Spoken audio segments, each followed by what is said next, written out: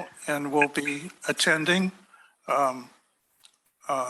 remotely per the Brown Act and in compliance with the Brown Act. And so we wish to entertain you with a lot of interesting subjects tonight, okay? So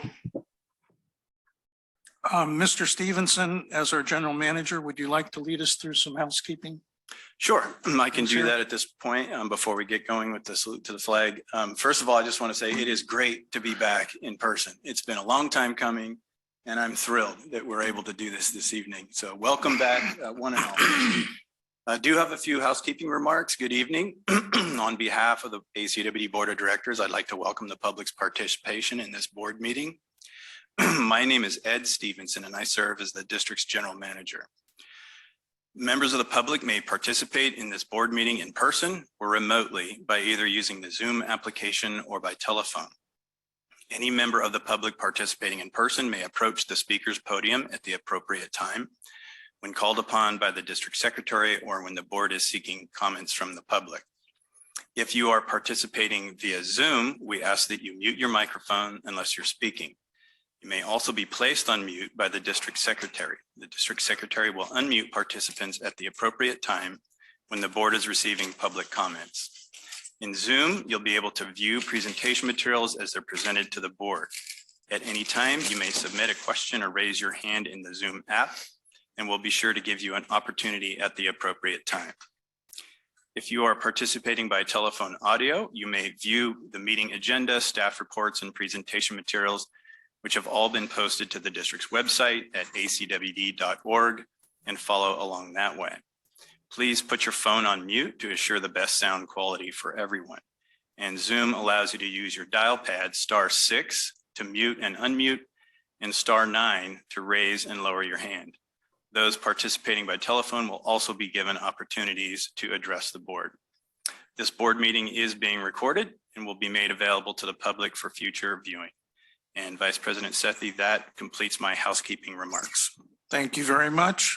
Would the secretary please call the roll? Yes, Director Sethy. Here. Akbari. Here. Gunther. Here. Huang. Here. And Weed. Here attending, please have the record show that I'm attending on Zoom via the criteria of AB 361. Director Huang, would you like to lead us in salute to the flag? Please. Thank you. Allegiance to the flag of the United States of America and to the republic for which it stands, one nation, under God, indivisible, with liberty and justice for all.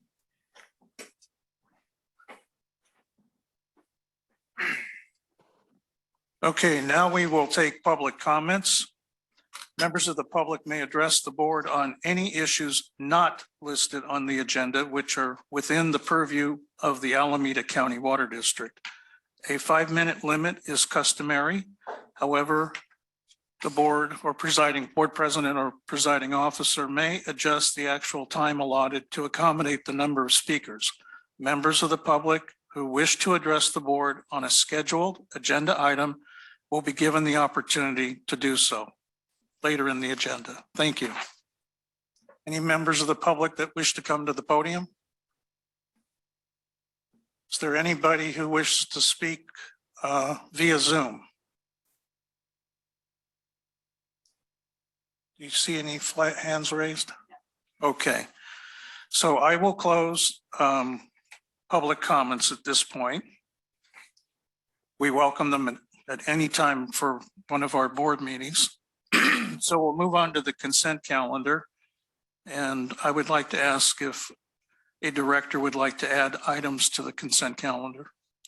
I'll move to add items 5.1, 5.2, 5.3, 5.4, 5.5, 5.6, 5.7, and 5.8 to the consent calendar, please.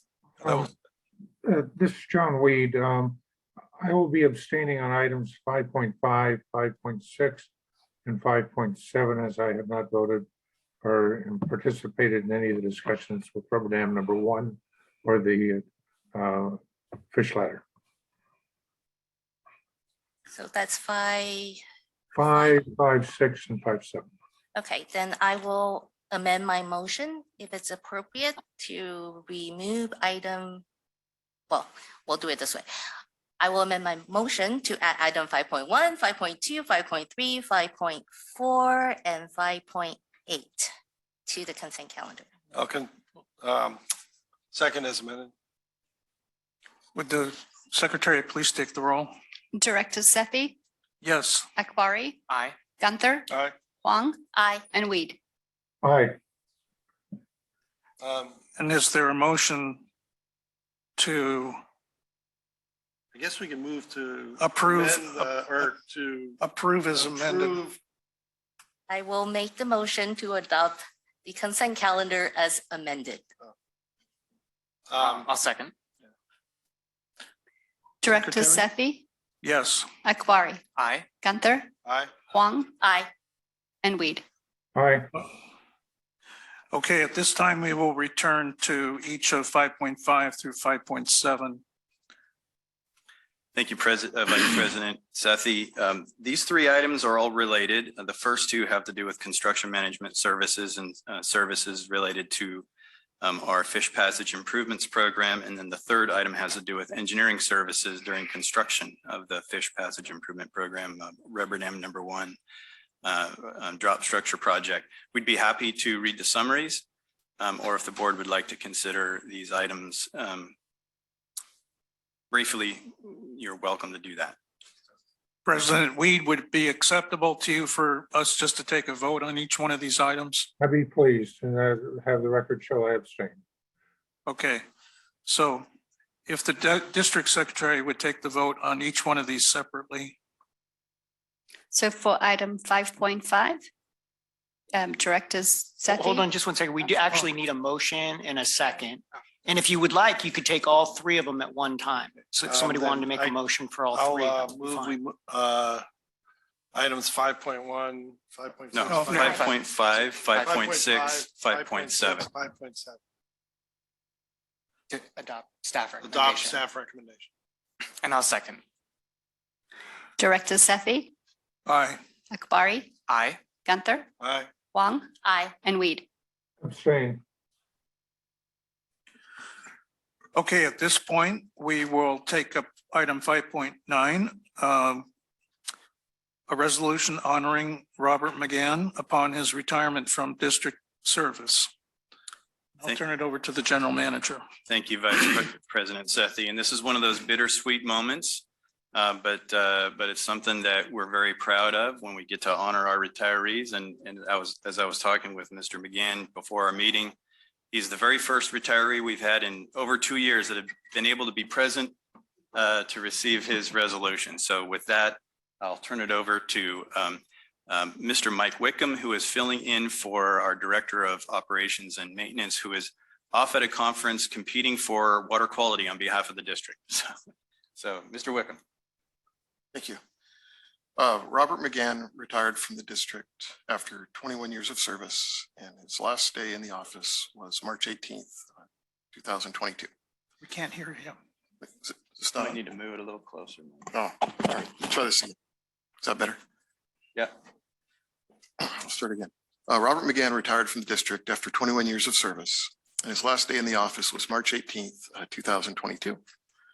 Robert began his professional career with the district on March 30th, 2000 as a water treatment plant operator in the operations and maintenance department. He completed the training program and was promoted to water treatment plant operator in March 2001, promoted to advanced water treatment plant operator in August 2006. In 2014, Robert was promoted to treatment distribution supervisor 1, and then to his current position of treatment and distribution supervisor 2 in July of 2017. He has served as the district's designated chief water treatment operator and holds a grade 5 water treatment operator certificate and a grade 3 water distribution operator certificate from the California State Water Resources Control Board.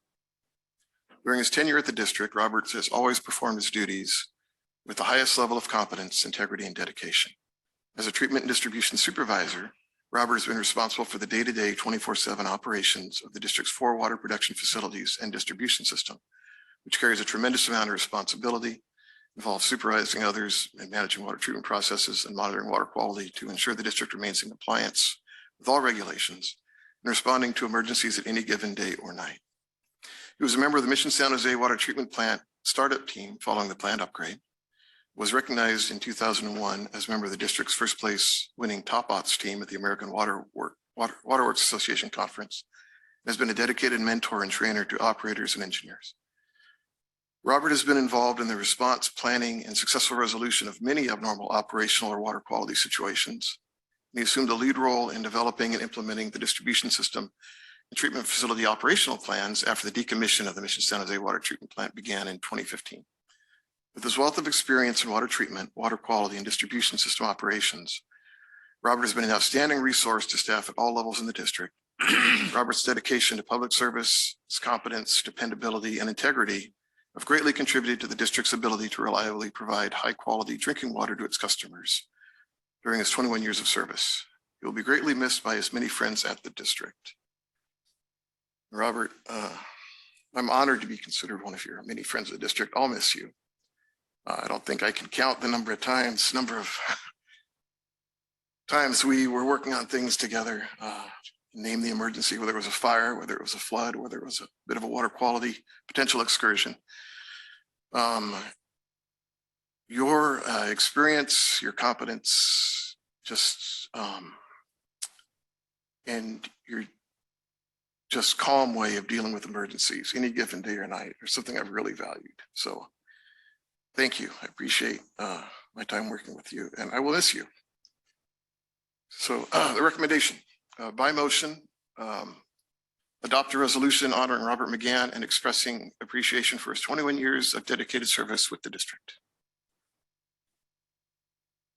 Mr. Mcgann, would you like to say a few words at the podium?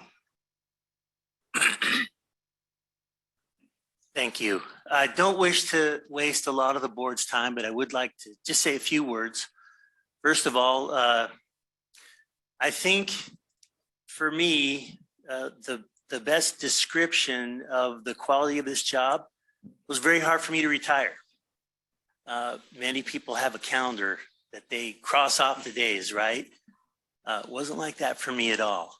It was a difficult decision, and I hope that it's the right one for me. My wife believes it is, so that's what we're gonna do. I would just like to say thank you to Mr. Stevenson. The district is in great hands in his leadership. Mike, thank you so much for being a great boss. Somebody who allows his people to work to their strengths and to perform their duty and with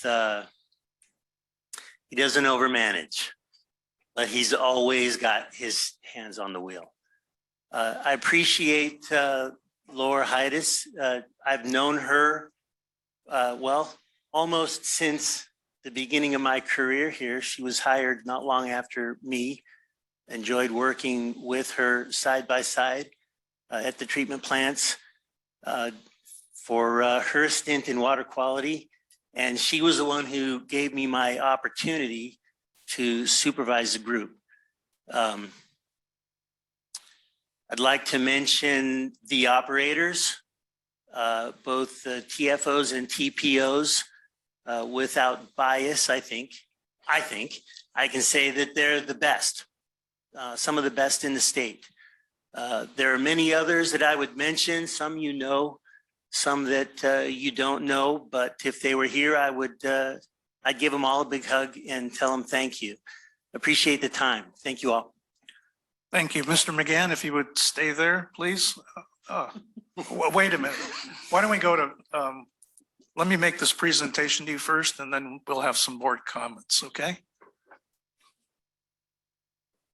Do we want to adopt a resolution first? You bet.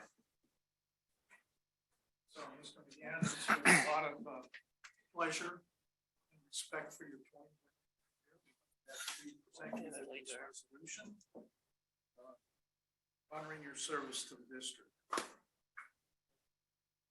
can say just for myself, I wish you really good luck in all your endeavors with you and your wife, whatever your plans are. So if we could.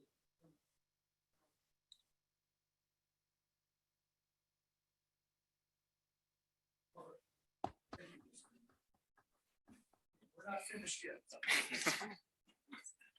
Should the board pass that resolution, you'll get a signed version.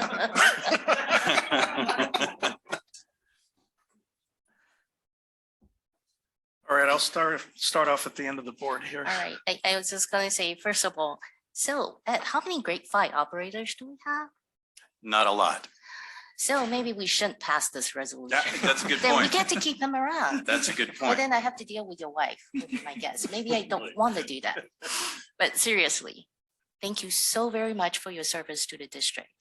We pride ourselves as having great customer service, high quality water, and you and your colleagues should take a lot of credit for that. Nobody ever say, hey, great treatment plant operator, I have great water because of you. You just quietly do your job, serve our customers so well. I do feel a little bit sad that I actually did not have the opportunity to get to know you and the rest of the operators. But just know that all your work are really appreciated. Good luck in your retirement. Have a lot of fun. I can see you could have a lot of new adventures in your future, but come back and visit us. We'll definitely miss you. Thank you. Thank you, Robert, for your time and your service here. You guys are kind of like the quiet guys, just do your job, the unsung heroes, just make it happen. And you do. The whole team up there, people like yourself. I hate to see you go, but else I'm happy to see you go. I'm happy to see you go because you're going to retire. I want you to enjoy yourself. I hope someday to do the same. And I hope I'll have a lifelong retirement, and I hope for you too. Thank you so much for what you've done. Love to keep you, but I also would be just thrilled to see you go out and enjoy a really good, nice, long retirement. You guys have done a great job up there on the hill. You've done a great job. And I think it's true. I don't think a lot of customers understand what's really going on behind the scenes. They don't see you, and you guys just do it, just steady. Thank you. I really appreciate that. Thank you. Echoing some of the sentiments that were shared, you know, the staff are the backbone of our district. And so anytime we see one of our staff retire, it's always, like was mentioned, as a bittersweet moment, right? You're leaving big shoes to fill, but 21 years of service to this community, it's incredibly appreciated. Anytime someone's retiring, I like to pose the question to them: what are you looking forward to most in retirement? I think spending more time with my wife and helping her to feel retired as well. She's worked really hard, taking care of the family. She had a career before she had some health issues. And so it's time to, you know, to put her a little bit more in the family spotlight. Well, we're wishing your wife and your family and yourself the best in this next chapter of your life. We hope you really enjoy your retirement, and again, very much appreciate the 21 years of service that you gave to this district. Thank you. Mr. Mcgann, the treatment and distribution operators are hidden away from eyesight, but they're forefront in our minds because our district would not work 24/7 and deliver water not only to our residents, but commercial, industrial, all of our hospitals, institutions in the area. And so we're going to miss you. And I asked Mr. Stevenson very directly, I hope some other district didn't poach you. He said, no, this is an honest to goodness retirement. And so I wish you good luck and everything in your future and your family too. And I see a hand up from Director Weed. Director Weed, go ahead. All right, thank you. I appreciate the opportunity to speak from across the country. Bob, Your accomplishments with the district are extraordinary and somewhat understated in the resolution.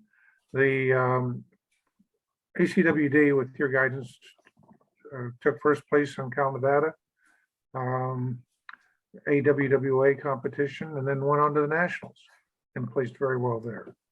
And a category 5 or level 5 is not merely passing a test. That's getting a interview and review and recommendation that go beyond the technical knowledge, but also the personal skills necessary to put the health and safety of a community under your control and guidance. So thank you for your service, and you're going to be missed. Thank you. So at this point, I would entertain a motion for passage of this resolution. I'll move staff recommendation. And I will second. And before we vote, I just want to say, please convey our thank you to your family and your wife for lending you to us. We might actually have a summer picnic this year, so I hope you come. All right, so Director Sethy, aye. Akbari, Aye. Gunther, Aye. Huang, Aye. and Weed. Aye. Thank you so very much.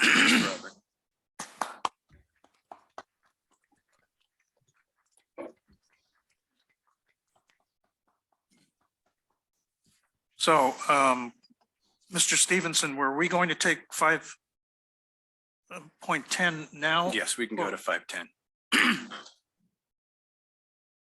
Okay, so item 5.10 is a public hearing and resolutions on replenishment assessment for fiscal year 2022, 2023.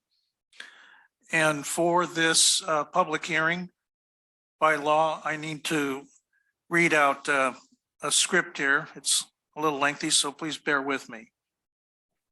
The public hearing is on the replenishment assessment rate. Alameda County Water District. And on behalf of the Board of Directors, I would like to welcome the public and your participation in this evening's public hearing. This public hearing will be on the proposed increase to the replenishment assessment rate for groundwater pumped or extracted for purposes other than agricultural and municipal recreation. Thank you for attending in person, online, and by phone. Again, the purpose of this public hearing is to consider the proposed increase to the replenishment assessment rate, which only applies to the operation of water wells to extract groundwater, not to most customers who receive water from ACWD's distribution system. Now I would like to review the ground rules for the public hearing process. I will open up the public hearing and ACWD staff will make a brief presentation. Upon conclusion of the presentation, the board and ACWD staff will receive public comments and/or protests. The board and staff will receive all comments without responding. Upon conclusion of the public comments and/or protests, the board will request input from staff, respond to questions or comments that were raised by the public, deliberate on the issues, and then close the public hearing. 2, public comment. Each person has 5 minutes to comment. We will require strict compliance with this time limit so that everyone is treated the same way. Again, staff will provide you with 15 seconds advance warning and will let you know when time is up. 3, speaker requests. Since this hearing is being conducted both in person and online and by teleconference, persons who wish to make public comments can indicate so verbally and by raising your hand in Zoom when we open the public comment portion of the hearing. For those participating in person, there are speaker cards in the back of the boardroom. If you haven't already done so, please submit a speaker card to the district secretary. Completing a speaker card is voluntary. However, if you haven't already submitted a written protest and would like your comment to be counted as a protest against the proposed increase, the speaker card can be used for that purpose. If you are participating online and by phone, please raise your hand in the Zoom app. For those participating by phone, Zoom allows you to use your dial pad, *9, to raise or lower your hand. Again, that's *9 to raise or lower your hand. The district secretary will then unmute remote meeting participants when making public comments. Please be sure to unmute your own phone line or computer microphone so that you may be heard. For those participating online that may not have a microphone on their computer, please dial in by phone at the number given on the agenda. If you are participating online and we are unable to hear you during the public comment portion of the hearing, please use the chat box feature of the Zoom interface to get the attention of the district secretary. Please state your name and service address when making a verbal comment. Providing this information is voluntary. However, if you haven't already submitted a written protest and would like your comment to be counted as a protest against the proposed increase, stating your name, service address, and intent to protest can be used for that purpose. So at this point, I'm going to open the public hearing. The public hearing is now open and the staff will make a presentation. I ask you to refrain from asking questions or making comments until the public comment portion of the public hearing. The general manager will now proceed with the staff presentations. Thank you. Thank you, Vice President Sethy. And our presentations will be very short this evening. The board has received an extensive presentation about this topic previously, but we do want to make sure we're providing the right context. So I'll turn it over to our Director of Water Resources, Ms. Laura Heides. Thank you, Mr. Stevenson. Tonight's public hearing will be on the proposed increase to the replenishment assessment rate for groundwater pumped or extracted for purposes other than agricultural and municipal recreation. As provided in the District's Replenishment Assessment Act, a public hearing must be held on the second Tuesday in April for the purpose of determining whether and to what extent the cost of replenishing groundwater supplies within the district during fiscal year 2022-23 will be funded by a replenishment assessment. As the board may wish to take action immediately following tonight's public hearing, staff has prepared the remaining 3 resolutions required for the replenishment assessment for fiscal year 2022-23. To provide some background on this item, on November 17th, 2021, the board ordered the preparation of the 2022 survey report on groundwater conditions, also known as the survey report, as provided in Section 7 of the District's Replenishment Assessment Act. As a result, the following actions took place. On January 28th, 2022, letters were sent to all interested parties identified as part of the Sustainable Groundwater Management Act, informing them that the board would be discussing and considering items pertaining to the Replenishment Assessment Act at the February 10th, March 10th, and April 12th, 2022 regular Board of Director meetings. On February 10th, 2022, the board meeting, staff reviewed its recommendation for a 2.6% increase in the replenishment assessment rate for non-agricultural or municipal recreation use in fiscal year 2022-23. This would increase the rate from $500 to $513 per acre foot of groundwater pumped. In addition, the board, 1, received the completed survey report and the 2021 groundwater monitoring report. 2, declared its intent to raise funds by a replenishment assessment in fiscal year 2022-23. And 3, scheduled a public hearing for April 12th, 2022. As required by Proposition 218, affected well owners, operators, and owners of property with production wells were provided written notice of the proposed increase in the replenishment assessment rate for purposes other than agricultural and municipal recreation uses at least 45 days prior to the public hearing. The notice was also posted on the district's website. In addition to information on the proposed increase, the notice included the date, time, and instructions with remote access information for the virtual public hearing due to the COVID-19 pandemic. On March 10th, 2022, staff presented to the board the report's findings and basis for the recommended replenishment assessment. Notice of the date, time, and instructions with remote access information for the virtual public hearing was published in the newspaper, the East Bay Times, as required by the Replenishment Assessment Act. The notice also encouraged members of the public to check the meeting agenda 72 hours before the public hearing to see if the meeting would be open for in-person participation as well, which it is. All of the documents referred to above are included on the district's website, www.acwd.org. Tonight's hearing is being held in person and virtually. All interested parties may be heard in support of or opposition to the proposed replenishment assessment, the survey report, or the board's determinations. Prior to the beginning of tonight's board meeting, the district has not received any comments on the replenishment assessment. For setting the replenishment assessment for the coming fiscal year, the Replenishment Assessment Act specifies the actions that must be taken through board resolution no sooner than the close of the public hearing, but no later than the second Tuesday of May. The the resolutions, 1, contain the findings that update groundwater conditions and state the amount of replenishment assessment funds needed next fiscal year. 2, set the replenishment assessment rates, $8 per acre foot for agricultural and municipal recreation uses, which is the maximum allowed under the Replenishment Assessment Act, and $513 per acre foot for all other uses. And finding that the modifications to the replenishment assessment are exempt from the California Environmental Quality Act. And 3, provide procedures and statement forms.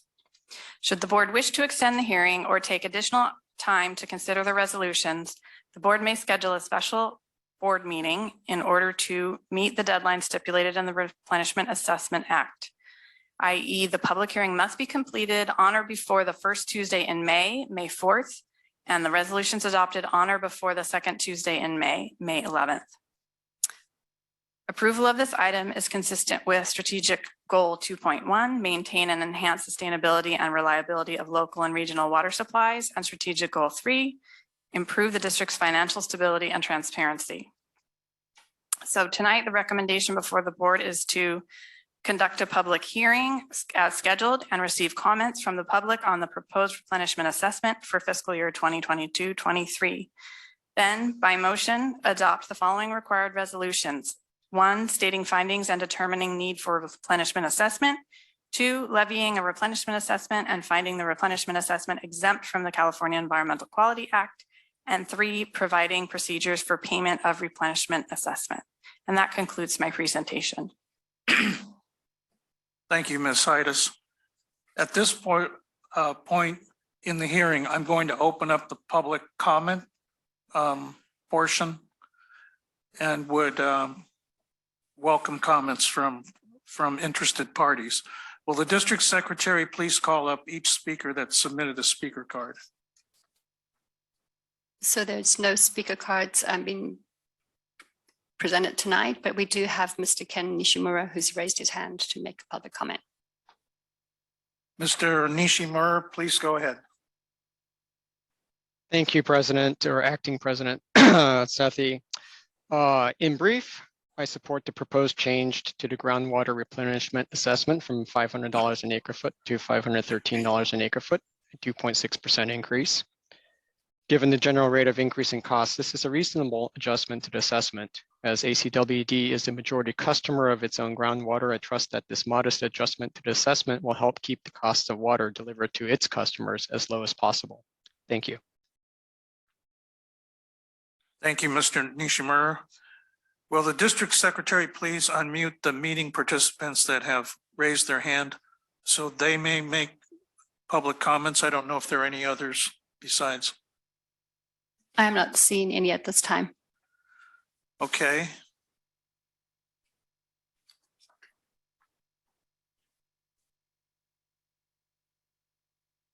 So may I ask if there is anyone else who has not spoken yet who would like to address the board in person or virtually?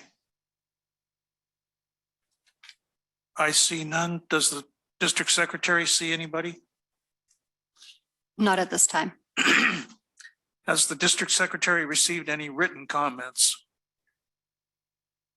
No, I have not. Okay.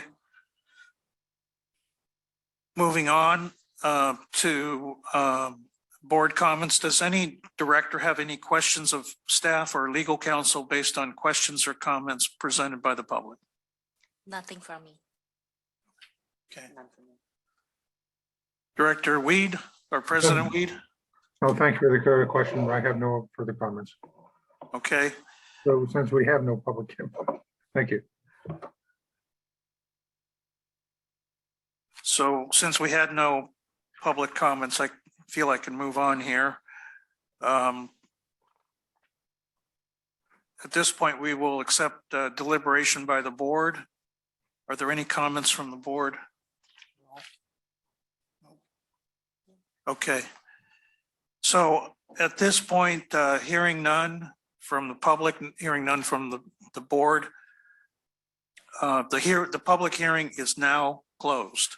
And so we will consider adopting the required resolutions on replenishment assessment for fiscal year 2022, 2023. And I need to ask my own question here because there were a few different resolutions. So are we taking those as a whole or individually? Yes, the staff recommendation is to take all three of the resolutions in one motion, and that's perfectly appropriate. Okay, so I would entertain a motion from board member. I'll make the motion to move staff recommendation. I'll second. Director Sethy, Aye. Akbari, Aye. Gunther. Aye. Huang Aye. and Weed. All right.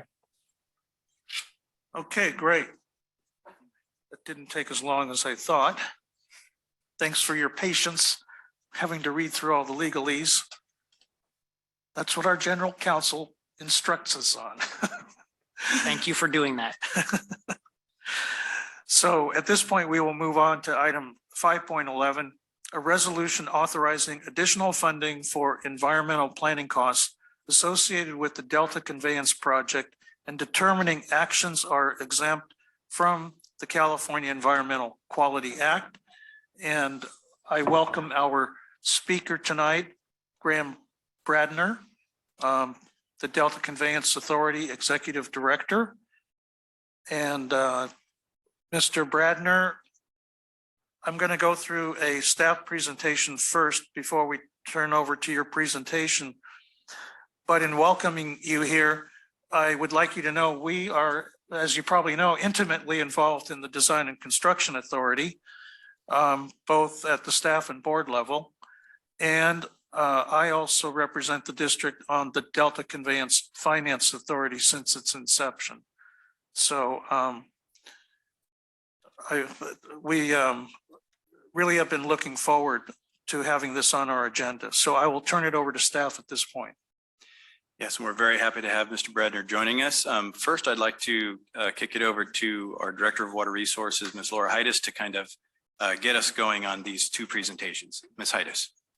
Thank you, Mr. Stevenson. I'd like to welcome and introduce two special guests joining us remotely tonight that will be sharing a joint update on the Delta Conveyance project. And I apologize, we've only got one listed on the title slide, but we're very glad they're both able to be here tonight to share their expertise on this major project. Mr. Graham Bradner was appointed as the Executive Director of the Delta Conveyance Design and Construction Authority, or DCA, in 2021. He has over 20 years of experience in the evaluation, design, and construction of large-scale water supply infrastructure in Northern California. Graham is a professional geologist in the state of California, as well as a certified engineering geologist, certified hydrogeologist, and project management professional. His broad experience and skills were developed through working with and leading large multidisciplinary teams for water infrastructure projects, ranging from screening studies and feasibility studies through to development of detailed designs and packages for bidding and construction. Before being appointed Executive Director, Graham was the DCA engineering lead for forebay and levee features, siting studies, and program-wide evaluations. He also served as deputy to the engineering design manager and was responsible for coordinating design efforts for various components of the project. Graham received his Bachelor's of Science degree in environmental geology and Master's of Science degree in hydrogeology, both from Clemson University. He's also an avid ski junkie who enjoys taking advantage of world-class skiing in his backyard, Lake Tahoe, as much as possible. Also tonight with us, Mr. Tony Myers is the Executive Director of DWR's Delta Conveyance Office and provides oversight of the Delta Conveyance Design and Construction Authority. He is a California registered civil engineer and has worked in project planning, engineering, construction, and construction management in both the private and public sectors for 42 years. He has been with the Department of Water Resources for the last 13 of those years, most recently as Chief Operating Officer of the State Water Project, which included serving as the program and project manager for both the Oroville Spillways Recovery Project and the Thermalito Power Plant Restoration. For this item tonight, we'll start off with the presentation by our special guests, followed by a question and answer period, and then staff will follow with a very short presentation on tonight's specific action related to funding of planning costs. So to get started, I'd like to turn the presentation over to Mr. Bradner. Thank you very much. I appreciate the introduction and this opportunity to speak to you directors and staff. And thank you, Tony, for joining us last minute, and appreciate the introduction. That was great. So to start it off, Tony's going to kick this off. We're going to tag team this a bit, but there's a few here that are really more appropriate for Tony to speak to. So Tony, go right ahead and kick us off. Good evening, everybody. It's a real pleasure to be with you this evening. And like any major project or mega project, it's very important to come up with a concise project purpose statement that clearly defines what it is you're trying to accomplish. And for this project, modernizing the aging state water project infrastructure in the Delta so that we can restore and protect the reliability of state water project water deliveries in a cost-effective manner consistent with the state's water resilience portfolio. As you all know, the state water project's got a 60-year history right now. It develops and delivers water to 27 million residences of the state of California, including a lot of ag. And the ability to move water through the Delta is becoming a major concern in our reliability and sustainability for the next 60 years. It's like a major intersection that's reached jam density, and it's just too hard to get stuff through with all the regulations, all the constraints, all the competing elements that exist there, and the opportunity to try and put a bypass in that would provide the water to the points without impacting the flows through that area would be super important and very beneficial to those in the Delta, and I think also external to the Delta that would receive those waters. And then the major goals and objectives of what you're trying to accomplish out of that purpose is to address sea level rise and climate change, minimize water supply disruption due to seismic risk. As you all know that the Delta is made up of a series of levees, and those levees are founded on fairly unstable soils with the peat soils that are consistent in that area, and seismic risk is a real problem that could compromise the ability to move water through the Delta should we have a major seismic event. Protect water supply reliability so that we can ensure that those that are contractors or folks that receive water from the project can make sure that they can continue to get it even when we have seismic issues or unforeseen issues within the state of California.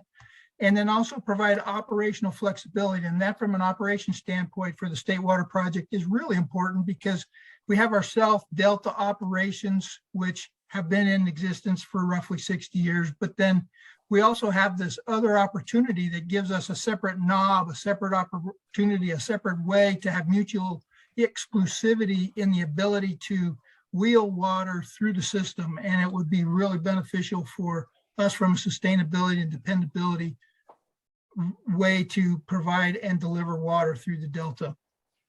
Graham? Thank you, Tony, for that. That's perfect.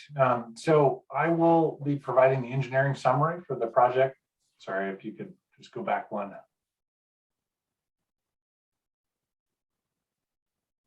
Sorry, I think back up to just go back up to just below where Tony was.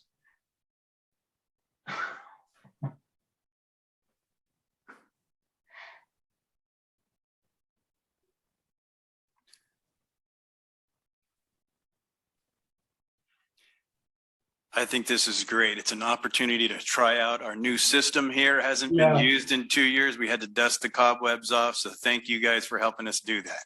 That's totally fine. We're doing the same thing. We've all got to go through our shakedowns. So happy to help you do that. So we'll start with an engineering summary of the projects being evaluated in the environmental analyses.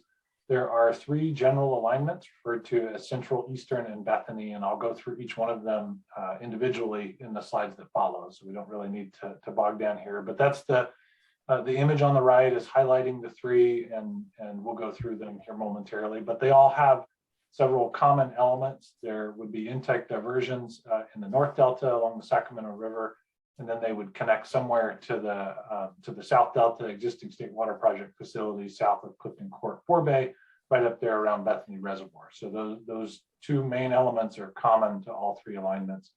The engineering work that we're doing at the DCA will be documented in 2 significant engineering project reports. There's one combined report for the Central and Eastern corridor, and then there's a separate supplemental report for the Bethany Reservoir alternative. There are 4 capacity options being evaluated, 3,000, 4,500, that's cubic feet per second, 6,000, which is the proposed project, and then 7,500. Next slide, please. So to develop all of the engineering input for the environmental impact analyses, we have looked at all the major facilities associated with the project. Those are there in the blue arc, the major facilities being intakes on the north, the tunnels and shafts that convey the water down to the South Delta facilities, pumping plants required to lift that water out of the tunnel, and then depending on the alternative, up to the surface, or actually delivering it from the tunnel all the way up to Bethany Reservoir. There are forebay and levee modifications included in various alternatives of the project, a lot of hydraulic structures, and then major considerations in the impact analyses are elements associated with accessing the various sites throughout the project, logistics in order to enable this massive construction effort, and then the utilities that are required to service each of those construction sites as well as permanent operation. The key considerations that have been included in the engineering development are listed on the right side. We went back and took a fresh look at the facility siting for all of the major features of the project for all 3 alignments, including a very, I'd say, a deep dive into the geotechnical conditions. As you heard Tony mention, there are very poor foundations through certain portions of the Central Delta, as well as other geotechnical related items that we wanted to include as we considered siting some of these major facilities. More directly related to access and logistics, there's a lot of road, bridge, and rail considerations within the project to support construction. A system-wide soil balance. This was performed across the entire project to try and minimize the amount of import and exported fill. So this is back to kind of the logistics element of things, trying to maximize the on-site reuse of material generated by the project and minimize the amount of truck hauling that we're having to do to move material from one site to the other. We also did a very detailed analysis of the material generated during tunnel excavation. We're referring to that as reusable tunnel material, just to validate that we do think that material will be suitable for structural reuse, and there would be significant quantities of that material, and so we want to make very efficient use of that if we need to. Also, the Delta is a very flood-prone environment, given the current conditions out there. In many cases, the interior of the islands are many feet, 10, 20, 30 feet below sea level and below the surrounding water bodies. So there's a lot of flood risk associated with the project. So we did a full top to bottom flood risk analysis and have included elements within the proposed project to reduce flood risk during construction.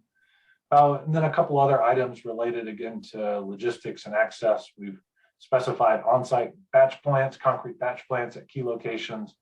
We've looked at what it will take to route power, water, SCADA, communications, all of that to each of the various facilities. The point here is that the project that's being evaluated in the impact analyses and will be documented in the EIR is a very comprehensive and complete project, really trying to capture all of the major elements of the project and all key considerations. Next slide, please. So the central alignment, we'll start with the intakes on the north, and just for your reference, we'll be using the same convention in the next couple of slides. The image on the right shows tunnel launch sites with the green arrows and tunnel reception. This would be where the tunnel boring machine is received and removed out of the ground. We refer to those as reception sites, are indicated by the red arrows. So you can see where the TBMs would be launching and receiving for each of the projects or each of the alternatives as we go through them. So for a 6,000 CFS configuration, there would be 2 intakes in the North Delta up on the Sacramento River. For the central alignment, that's the one we're going to talk about here first. It's the shortest total tunneling distance of the 3 alignments at 42.9 miles. There are 3 launch shafts for the main tunnel and 3 maintenance shafts, 3 reception shafts. Again, just kind of giving you a sense of how many different shafts would be constructed and what would be included in the tunneling operation. The connection for the State Water Project facilities in the South Delta would be just upstream of the existing Harvey O. Banks pumping plant. And so that's the pumping plant that currently lifts the water from Clifton Court 4 Bay up into Bethany Reservoir. And so this alternative would connect just upstream of that pumping plant and use that existing pumping plant to feed the water up to Bethany. There would be required a couple of extra small or shorter tunnels to connect from what we refer to as the Southern 4 Bay, which is kind of an equalization facility, down to that approach channel. And then if there were to be a connection to the federal facilities, that would drive a 7,500 CFS option. There would be, again, yet another additional tunnel to go over and connect to the CVP system just upstream of the Jones pumping plant. Next slide, please. So for the eastern alignment, uses the same northern facilities as the central, so that's the same intakes and so on. Same convention is being followed on the right regarding tunnel launch and reception. The key difference is that the eastern alignment follows a route that more hugs the eastern margin of the Delta, particularly in the northern 2/3 of the alignment. So that alignment is closer to Interstate 5, which definitely has some logistical and access benefits. It's generally higher ground elevations over there along the eastern side of the Delta, which benefits flood conditions and a variety of other engineering related items that benefit from being at higher elevation. And then at least for significant portions of the alignment, there are better shallow ground conditions, again, referring back to some of that peat material that can be encountered in the central Delta. It is the longest of the 3 alignments at 45.6 miles. And if you were keeping track of the numbers, although I blew through them pretty quickly, the main difference with the shafts is that there's 1 extra maintenance shaft in order to make the longer tunneling drive. Next slide, please.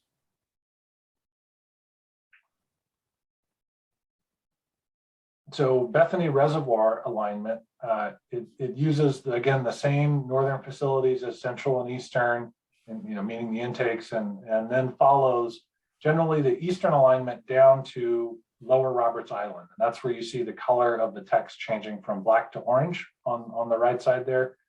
And so at Lower Roberts Island, it takes a different route down to a new location where a separate pumping plant and aqueduct system would be used to deliver the water directly to Bethany Reservoir. So in this particular alternative, it bypasses the Southern 4 Bay system and it bypasses the connection to the existing approach channel at Banks, and instead delivers the water directly to Bethany Reservoir through a completely independent pumping plant. There are a series of aqueduct pipelines that would be routed from the pumping plant up to Bethany Reservoir, and then a new discharge structure on the rim of the reservoir as part of this alternative.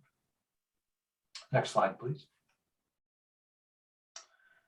So to get to this point where we've developed the conceptual engineering and provided all of this information to the impact analysis team, we engaged with a stakeholder engagement committee. And the purpose of this committee, and this was a committee that was created by the DCA, stood up by the DCA board, with the purpose of providing feedback to the DCA on the engineering work that was being performed, the conceptual engineering work, with the focus on reducing potential construction-related impacts. So there was a lot of emphasis placed on facility siting, traffic effects, waterway effects, land area use effects. Those types of things were all presented to that committee. A lot of feedback was obtained, and a lot of modifications and adjustments were taken as a result. And in many cases, the engineering team also took items on their own and embraced a lot of these concepts and looked for further ways to continue to reduce these effects, potential construction related effects on the local community. In total, there were 17 committee members representing a wide array of interests and geographies within and around the Delta. There were a total of 19 committee meetings through the period of the 2-year period of November 2019 to December 2021. And over 65 agendized presentations were presented at those meetings, both by DCA as well as DWR. Next slide, please. So there was a lot of valuable input included, as well as I mentioned, other efforts to improve conditions driven really by the internal operations of the design team.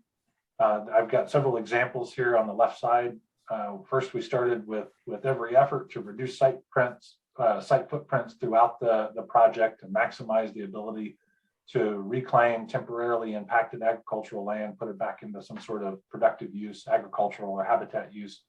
We shifted facilities away from natural areas such as Stone Lakes National Wildlife Reserve and Woodbridge Reserves.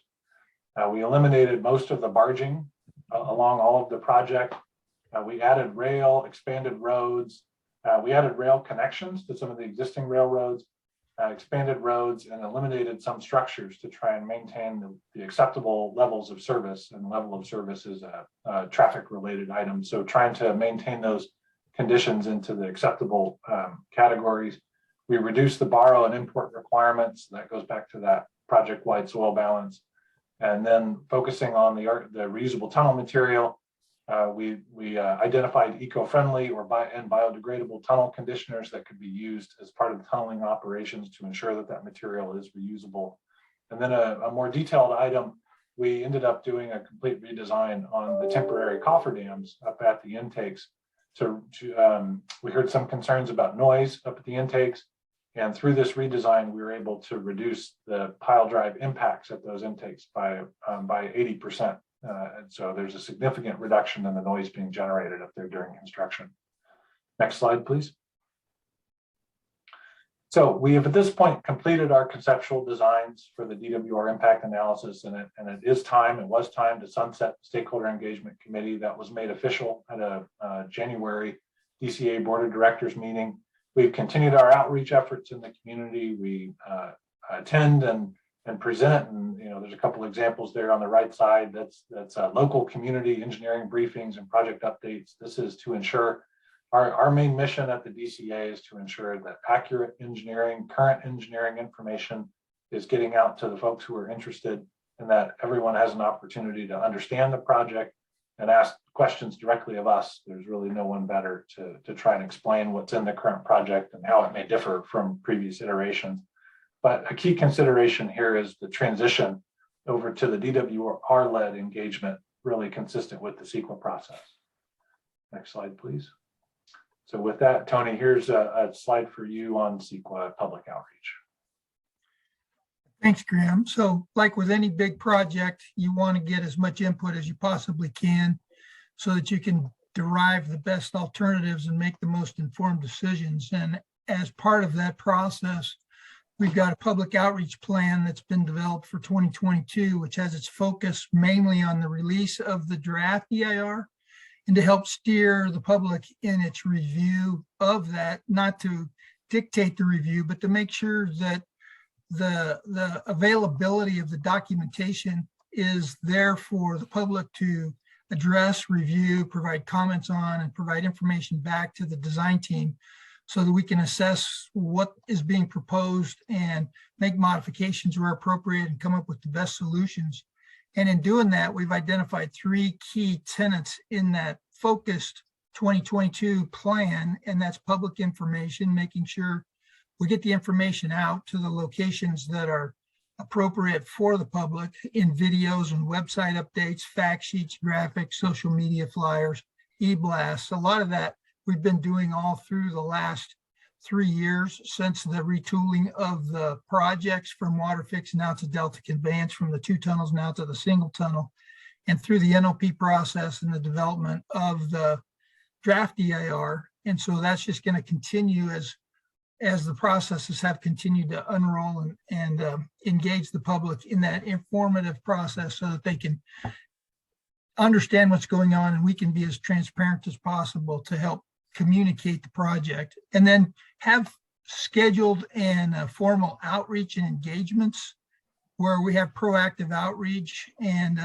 leadership in the meetings to help lead people in understanding and organizing discussions about the project, encourage and assist in public participation, and then utilize emails and phone calls, meetings and briefings and presentations to help engage and help get that information out. And then with public participation and notifications, as well as the third arm of this plan, to provide meaningful opportunities for the public to access public review documents and respond through formal public input process. We anticipate that at least we're planning right now for a 90-day review of the CEQA document. And that's 3 times what CEQA typically requires as a minimum. Often it's 45, sometimes it goes to 60. We're planning right now to have a minimum of 90 days on that review, just to make sure that we can get it around to the folks that are concerned with this, that need to and want to provide review of it, and then provide comments back and be able to collect those and organize them and then review them and address them. And again, workshops, publicity flyers, information in the libraries, and there'll also be translations. We've done some outreaches in both Spanish and Chinese for the local communities to help them in the ability for them to be able to review, and we'll be having some translation available for the documents as well, so that there's a larger population that we can hopefully engage. Graham? Thanks, Tony. So the estimated project cost is currently at 15.9 billion. This includes all the construction, management oversight, mitigation, and then planning soft cost contingencies. So it's a complete estimate, including all the hard and soft costs. The cost will be refined if and when a preferred alternative is selected. The refinements would be based on several items, including a better understanding of geotechnical and subsurface conditions, continued advancement of the conceptual engineering, as well as the environmental review process, which can certainly change elements of the project as it currently sits, as the draft is being prepared for public review. So all of those could affect the kind of the nuts and bolts of the project, and for a variety of reasons, we expect that that cost could change, but that is the cost estimate as we sit right here. Next slide. So with regard to schedule, there's 2 main items that are shown on the schedule. At the top, you can see the DWR's major planning and permitting milestones, beginning with the withdrawal of the water fix, EIR, and then the new notice of preparation. There's the public draft EIR and EIS scheduled for mid-2022, so summer of this year, with a plan to have those documents finalized in late 2023, and then subsequent permits associated with the state board and Delta's plan consistency out in calendar year 24. Below that are the major DCA planning activities through the planning phase. And so you can see we've completed the conceptual design, review of existing information, and so on. We will be continuing with our stakeholder engagement, collection of Delta-wide subsurface conditions to continue to refine understandings and assumptions of around the geotechnical conditions governing elements of the project. And then we continue to support DWR with the permitting efforts by responding to and addressing any requests for clarification or information change within the conceptual designs. All of those things are kind of a constant process as we iterate with the impact analysis team, and then later would be supporting DWR as they start to gear up for public hearings and permit preparation. So just to put this schedule into context within the overall program sequence, you can see the graphic at the bottom, and we're still in the planning and permitting phase at a point just ahead of release of the public draft of the EIR. And the next major phases in the sequence, as you can imagine, would be final design followed by construction. Those are intentionally not, there are no hard and fast dates on those items, because as you can imagine, there are a lot of factors that could affect the schedule there. And so at this point, really focused on the planning and permitting phase. And then we'll be looking beyond that at the completion of the EIR and other permits. So next slide, and it's back to Tony. So for where are we in our process? Graham showed you the schedule. In 2020, late summer, we came up with a 4-year plan going forward that looked through that schedule that Graham was showing with regards to our planning and preliminary engineering phase or conceptual engineering phase. And that 4 years was to take care of the draft CEQA document, final CEQA document, contract amendments to get those executed. So we had the ability to get amendments to the long-term contracts for Delta Conveyance, and also to be able to collect funding when we get a bonds sold for construction of the project. Also to finalize and update a updated cost estimate based on the preferred chosen project through the CEQA process, to get through the benefit and cost analysis so that we get a CB cost benefit project identified for you folks so that it's clear what the benefits of the project are with relation to the cost, to get the work done for the electrical distribution and transmissions into the work areas that we're going to need to be extended throughout the Delta so we have power in order to perform this construction. And then also to just get through the permitting process as well. And that 4-year plan is to take us from through 2021 through 2024. A number of the public water agencies voted for 4 years of funding on that program. Some of them approved it, but they had to go back to their finance committees to get their budgets approved. And then there were a few that only approved 2 years of that funding. And then why we're here now is there's some of the entities, some of the agencies that needed to approve 2 additional years. And I think that conservative approach was a pretty wise one, just to see how the program was going. And why this slide is important now, and why I set the stage for it, is that 4-year funding, at least the first phase of that, the budget that we established back in 2020 for this 4 years, is currently the same budget we're looking at. We haven't made any changes to the costs. We're still working on the same work plan. We haven't made any changes to the work plan because we dialed it in and identified it exactly what needed to get done. And we are currently tracking on schedule and right on budget. And so for the 1.5 years that we're into this process, we are making no changes with regards to the request for funding, and no changes with regards to where we're at from a schedule standpoint. We're still going to get through CEQA in the time frame we set and have all the delivered information to you folks and the rest of the other 17 participating water agencies in this project, so that come year 2025, you have the adequate and ample information to be able to make a reasonable decision on whether the rest of the funding to take this project through design and construction makes sense. So that's why this 4-year program, this 4-year phase 1 or planning phase was so important, was to be able to get all that information collected and available for all of you folks to decide your future with regards to moving this project forward. And it's looking really good with where we're at right now, and that we're on schedule and we're on budget. And we need the additional funding for these next 2 years so we can complete the planning process and provide you that information. Graham? So thank you, Tony. And that's it for our presentation. Thank you all. I think at this point, we'd welcome questions. Yes, we're happy to have these 2 great guests here today to answer any questions you have. And once that's concluded, I'll continue with our presentation. Okay, thank you for that very tight presentation. Remotely, President Weed, would you like to kick us off with any questions that you have? I serve on as an alternate with Sarah Palmer, Zone 7 and ACWD, have a board seat on the Delta Conveyance and Design and Conveyance, Design and Construction Authority for the Delta Conveyance Authority. I would note that ACWD has been a strong supporter of the State Water Project, as well as a bypass of the Delta.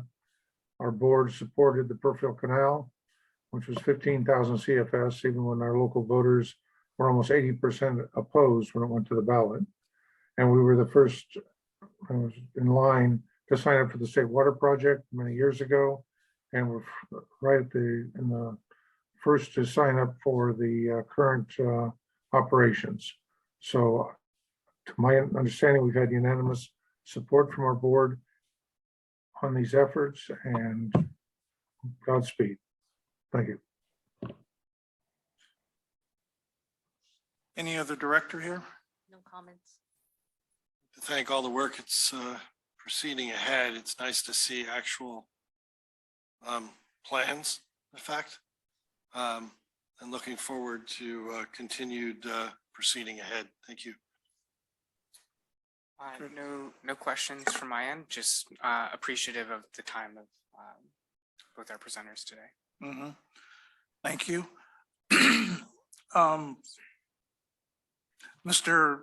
To both gentlemen, on your timeline schedule, I'm curious as to when there is a final date to make a choice on these different route alternatives through the Delta. I think that would be, since Tony's here, I think that's better answered by DWR since they're leading the environmental effort. Yeah, thanks, Graham. Yeah, the selection of the alternatives come through the final EIR. And when we get the draft out, it'll go through its 90 days public review. We'll be getting comments. We'll review comments. We're going to make a choice with regards to the preferred project to take it to final. Right now, that's the Bethany alternative, but we want to get the rest of the comments in and make sure we're making the right choice, see what other folks have to say. And then with the final EIR, once that's certified through the CEQA process, then that will be the selected choice of that alternative at that point. We do not have we do not have one that we can say is the preferred project right now. The proposed one is Bethany, and as Graham said, it's the one that has the least footprints and has the least impacts right now as far as the preliminary assessments that we've done that are going into the document with regards to wetlands and waters of the state and of the jurisdictional rules. So we think we've identified the least impactive and probably the one that gives the State Water Project the most control over operations of water, so we can control it both from South Delta operations and North Delta operations based on storm events. And that proposed project right now is Bethany. And if you're looking for an actual date, we're looking at end of third quarter right now of 2023. So roughly about 16 months from now, we should have a final project. I'm not an engineering expert, but I will just express my own personal view based on my current understanding of information. I have sat in on quite a number of the DCA meetings, also have, because of my service on the Finance Authority, I keep track of your meetings, which are usually on the same day. I have a preference for the Bethany approach too, because even though it's a longer route, I like the fact that it's at a higher elevation. The grade is easier to work with. Accessibility to the highway system is better. If you have to put in any kind of rail, that also I think would provide some convenience. And I think it's the least disruptive to the Delta communities and probably will give you a much safer tunnel. It's closely paralleling what we originally wanted with the peripheral canal. But I think that offers a lot of benefits. And even though it's a longer route, you may actually end up with a net savings and the least disruption to communities. I thought it was also important that you mention, because I think a lot of people in our own community don't understand this, that you're translating things into Chinese. And having explored the Delta, I don't know how many thousands of miles I've driven since I was a teenager in the Delta, but communities like Locke and others were historically predominantly, and in some cases all Chinese, and their descendants still live in those communities today. So I have one other question, which is related to the project cost, because we've kept this number of 15.9 at a fairly stable level since 2019, but I have to think that construction costs are going to go up, and we see it with the California rail system that's being put in. And President Weed and I just were driving through that community where all the construction is going on. How much faith do you have that we're going to be able to meet that target? Because I hear other people saying it could be twice as much, and it's already the largest a project in California history in terms of cost. Yeah, let me throw that out real quick and then Graham follow up if that's okay, Graham. We had a question similar to this come up in one of the other PWA meetings, and I just wanted to give my assessment of the cost assessment. We're not calling it an estimate yet because the costs were estimated based on 5% design. We didn't even have at the time conceptual design completed, but the definition for each of the line items that went into that cost estimate or cost assessment, I'm messing up my own terminology here, and that cost assessment was probably the most thorough and best estimate that I've ever been associated with in my 42 years. And the reason I'm saying that is there was a lot of detail because of past work with WaterFix and some of the other projects. So they were able to get a lot of detail with regards to just line items and unit costs and actual measurements of things. They also looked at risks associated with each of the line items and what were the potentials for those risks and what would it take to mitigate those risks. And then they assigned a cost to perform that mitigation as if it was going to occur because of its probability. So that went into the estimate as well. And then based on the status of the detail of the components that went into the assessment for the cost, and as you're using the American Association of Cost Engineers, I think it's AACE, their standards, it fell between a level 4 and 5, 5 being the least detailed, 1 being the most detailed. And so there was a roughly 40% contingency added on to the rest of that. And some of the areas that were looked at here was risks with regards to potential cost increases and ground stabilization and material shortage. And it was very, very well done and very well looked at from my perspective as trying to predict the future and the uncertainty of the future at the time that assessment was being done. So I don't have any qualms or reservations at this point, seeing construction costs where they're going, that this estimate probably still is within a level of accuracy of the original assessment that was done. I don't see that there's a concern that we're still not hitting and targeting that 15.9 billion. And I know that the DCA folks, which Graham will hit on here in just a little bit, are coming up with a whole bunch of new ways to slice this apple and reduce impacts. And that's one of the reasons I like the Bethany alternative, because there's a lot of savings in impact costs. And I think we're still going to fit within that 15.9 and potentially less. Yeah, so thanks, Tony. I can add a few items.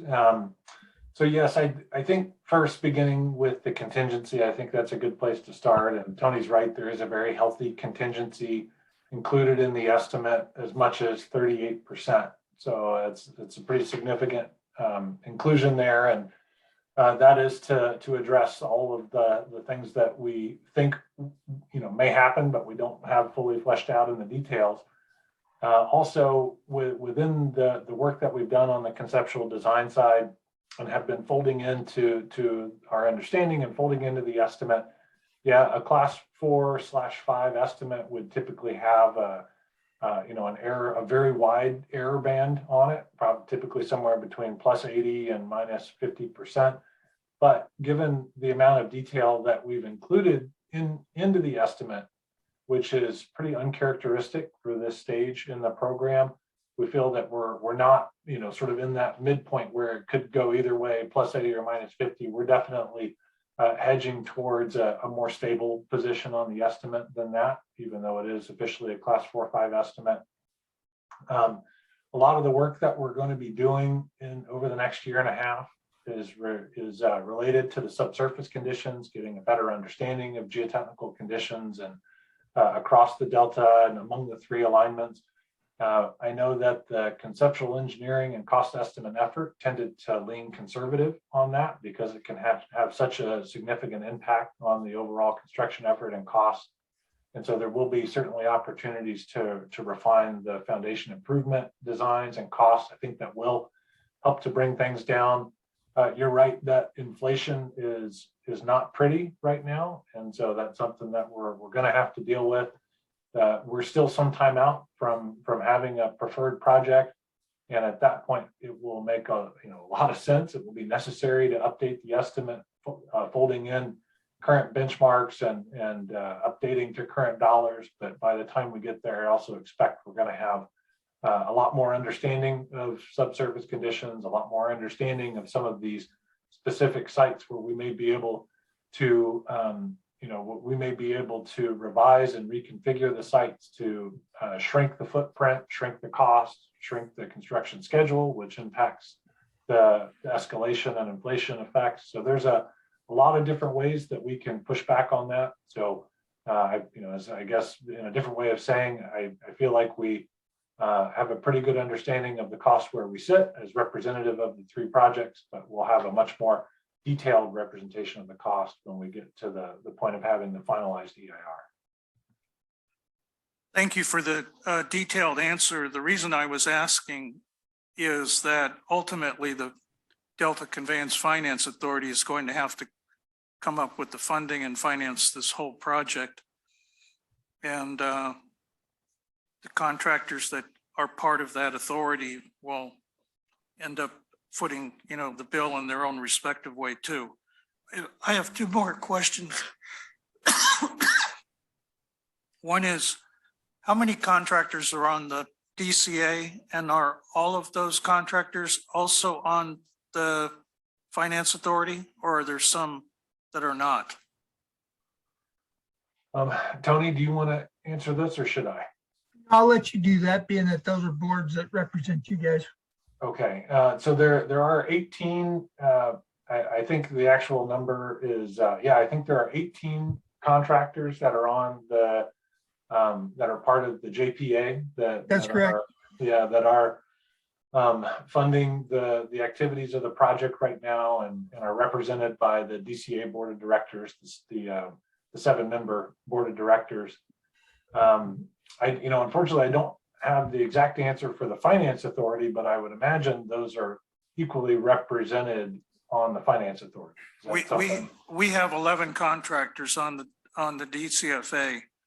So I'm going to ask the Executive Director, Brian Thomas, to see if there's any opportunity to bring on some more membership. The last question I have for you is in reference to Bethany Reservoir. I've been out to the Clifton Court Forebay and Bethany Reservoir a number of times. And if we're running at 6,000 CFS, does Bethany Reservoir in any way need to be expanded in order to take that volume of water, or Clifton Court? So that's really a state water project operations question. So I'll let Tony, since he's here, he's the best person to answer that. Yeah, Graham, thanks. The Bethany Reservoir, when you've seen it, when you've been up there, is a fairly small reservoir. It's not necessarily a reservoir as reservoirs are defined. It's not really a water storage facility. It's more a shock absorber for the aqueduct and a forebay for the South Bay pumping plant. So throwing 6,000 CFS up there, Banks already does that. And we're not necessarily going to run Bethany and Banks at full capacity, both at the same time, because the aqueduct downstream has its design capacity, and whatever you put into Bethany drains right into the aqueduct and just starts heading downstream. So the thought of putting the water through the Bethany alternative directly into the reservoir is not an issue. It's just going to make sure that from an operational standpoint, those folks at State Water Project staff in the Delta Field Division and the operations folks there, and also up at the JLC in Sacramento, the Joint Operations Center, that they'll just have to have their operational criteria of what's going on. And we do that in other instances and other locations, and it won't present a problem whatsoever. It's just be water in and water out. Director Sethy, might I make a comment on that? Sure, please. I would raise this issue and the size of that shock absorber. In addition to the Delta Conveyance, we have a 3,000 CFS Bethany transfer pipeline that will also be discharging into the Bethany Reservoir. And Article 21 water is of critical economic import in this overall project to be able to bring in the water, and we're particularly with climate change and our need to be able to capture as much of the high flows as we can. So I would encourage us, the State Water staff, to look at what the capacity and operational limits are of Bethany and see if it would be appropriate to be looking at some modifications. I would also ask that you look at the Del Val Reservoir, which would take another 50,000 acre feet of storage by merely relocating a visitor center for a park district. Yeah. Thank you. Thank you, Director Weed. Thank you, gentlemen, for your insightful presentation, and I'm going to turn it back over to staff at this point.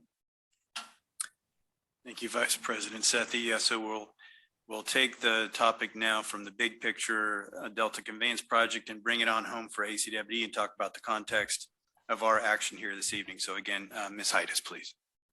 Thank you, Mr. Stevenson. And can go ahead and advance to the next slide. 2 slides actually would be great.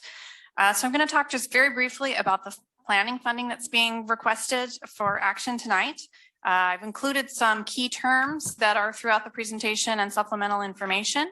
And I just want to highlight that anything marked with review in blue is the same information as what was presented in November 2020. And anything noted as new is new and updated information tonight. Next slide, please.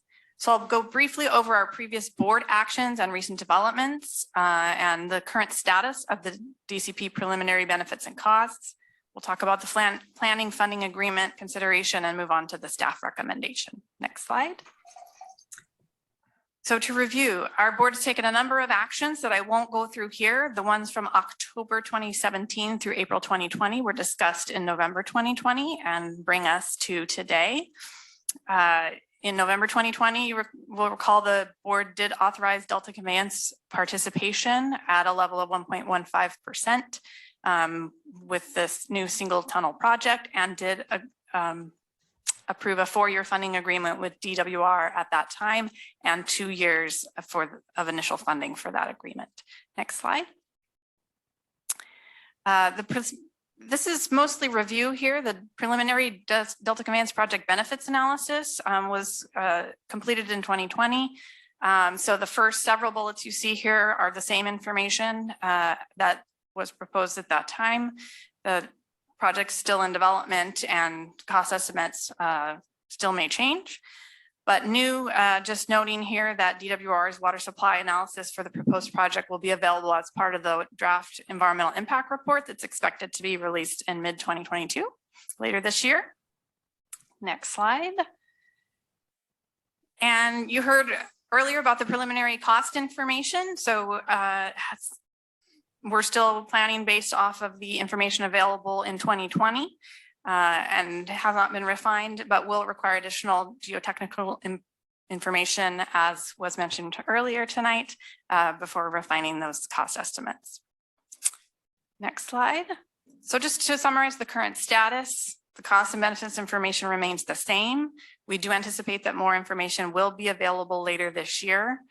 The district's analysis remains the same until new information becomes available. So the 2020 benefits and cost information that we reviewed and the ACWD business case that was developed at that time is included for reference at the end of this presentation.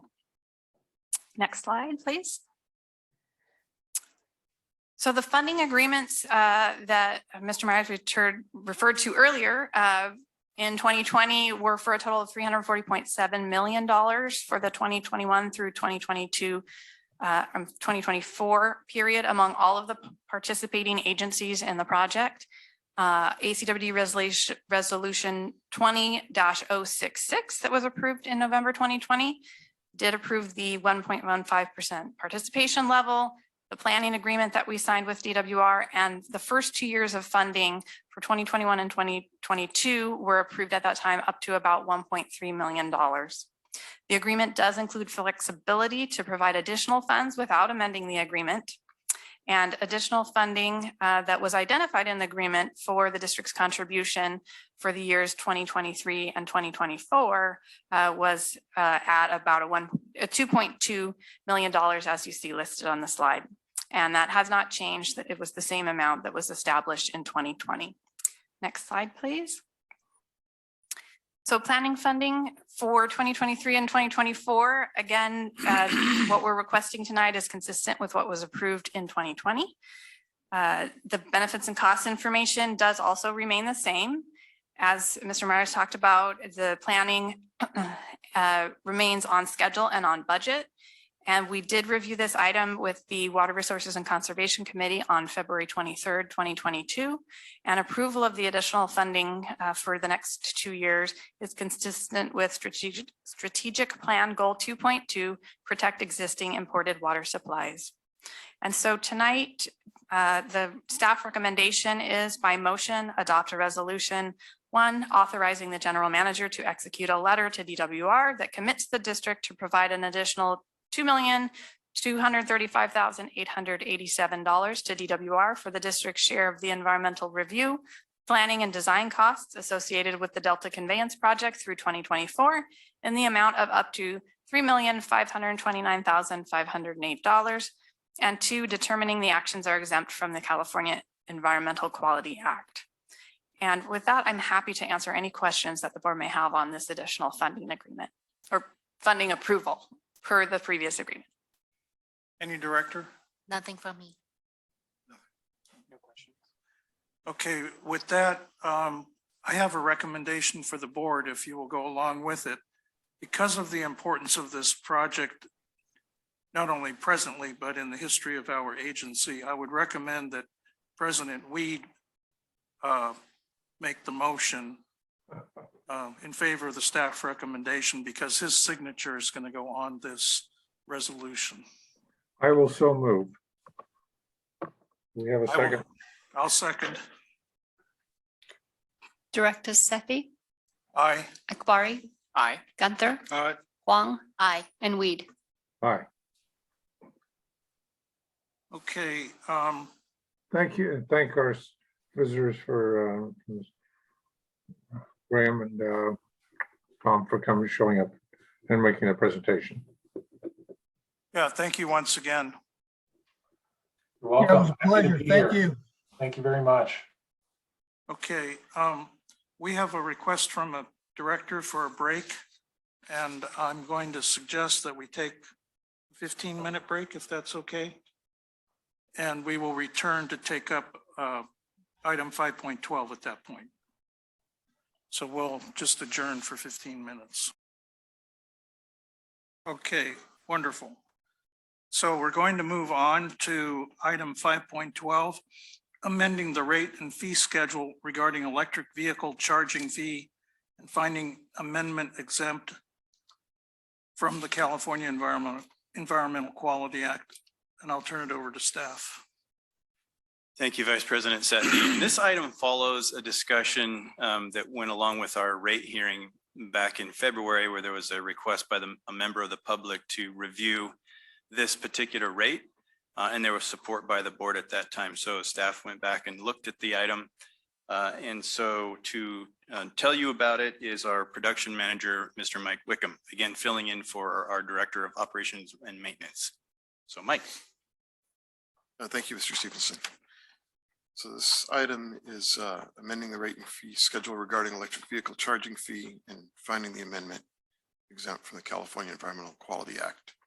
So the district owns and operates 3 electrical vehicle charging stations located in front of the headquarters facility on Grimmer Boulevard. The district currently imposes a fee on a per hourly rate basis. Modern vehicles that use the station charge at different rates, and therefore imposing a fee on a per kilowatt hour basis would be a more accurate method for the fee. Staff is recommending changing to a new fee structure of 43 cents per kilowatt hour on July 1st, 2022. Approval of this item supports the district strategic plan goal 3.3, promoting financial transparency. And the recommendation is by motion, adopt a resolution amending the rate and fee schedule to change the electric vehicle charging fee from the current per hour method to a per kilowatt hour method based or at a rate of 43 cents per kilowatt hour, and finding the amendment exempt from the California Environmental Quality Act. Well, the first thing I'd like to do is see if there are any members of the public that would like to comment on this item. And I do Yes, see a please. hand up from Mr. Nishimura. Go ahead, Mr. Nishimura. Thank you, Vice President Sethy. So you get my notes. Thank you for taking the time to consider converting the EV chargers located at district headquarters from time-based billing to energy-based billing. The California Law Office and Division of Measurement Standards has promulgated regulations to mandate this switch, while ACWD as a public entity is exempt from this rule change. Following the spirit of this regulation is in keeping with good governance. I am, however, surprised at the proposed energy fee of 43 cents per kilowatt hour. My understanding is that this change is intended to be financially neutral. The existing rate of $1.50 per hour is approximately equal to 24 cents per kilowatt hour, assuming the EVSE is operated at 208 volts and the EV is drawing the standard 30 amperes of current. Hence, the proposed rate is nearly 80% higher than the existing rate under those assumptions. I realize that ACWD is a public agency and thus must operate the EVSE in a financially neutral manner. Taking the opportunity to compare the proposed rates charged by similar public agencies in surrounding communities. Notably, your, maybe not sister, but neighboring sanitary district, Union Sanitary, operates public EVSE units, and they charge 23.6 cents per kilowatt hour. The city of Fremont charges 35 cents per kilowatt hour. City of Los Altos charges 33, and Santa Clara County charges 20 cents per kilowatt hour. Accordingly, while I trust the staff has performed the analysis correctly, I do wonder whether the district is receiving fair and equitable terms from their EVSE provider. Adopting these new rates will make the district's EVSE uncompetitive with surrounding alternatives, which may impact the public interest. Thank you. Mr. Nishimura, I brought up the same point with our general manager yesterday and with our district council. My understanding is that these are the rates that reflect the vendor that we're dealing with and what they're charging us. But I would ask staff, if there's an opportunity in the future, please show the competitive data, and maybe Mr. Nishimura can submit what he has, because as I expressed yesterday, I find that to be excessively high. Other Yeah, comments? thank you for that input. And I will say that this is one of those sort of miscellaneous rates and charges that we have in our rate and fee schedule that gets regularly reviewed. And so, you know, frankly, we'll be entering a rate cycle coming up here in, pretty quickly. And so we would be, again, reviewing this rate at that time. I do have a comment. It's actually not about the amount. It's actually related to a penalty rate. Normally, charging station that charge by kilowatt hours has a penalty rate to prevent a car owner from hogging that station. Basically, once their car stops charging, they just leave the car there and deprive other car owners the ability to charge their car at the station. So the question is, have staff consider a penalty rate? Is that something that we have the ability to do under our contract? Yeah, and I'll ask Mr. Wickham to add where appropriate, but we have had those discussions in-house. I think the sort of overriding thought has been that we haven't had an issue with people sort of camping in our parking lot. And generally folks that arrive at the public that arrives at the district office to do some business, it's generally, limited time basis for that. And we didn't see a lot of motivation for folks to leave their car here and plugged in. However, and it hasn't been a problem to date. However, the rate system is changing now. So if it becomes a problem, I believe we can move in that direction, but we hadn't identified a need yet. Okay, thank you. Yes, Mr. Stevenson, we can. We do have that ability. Comments? Good, interesting. The only comment that I had actually was similar to Mr. Nishimura and Director Sethy on the price of 43 cents when I was going through per kilowatt hour when I was going through the board packet struck me as being significantly higher than the similar ones in this area. So I would like for us to approach that again and review it once we start to review the rate and fee schedule and see what we can do to bring that down. Okay, will do. Plus, we need more charging stations for the future. Great. We're in Teslaville. Okay, President Weed, do you have any comments? No, I think we got this. It's a work in process. Thank you.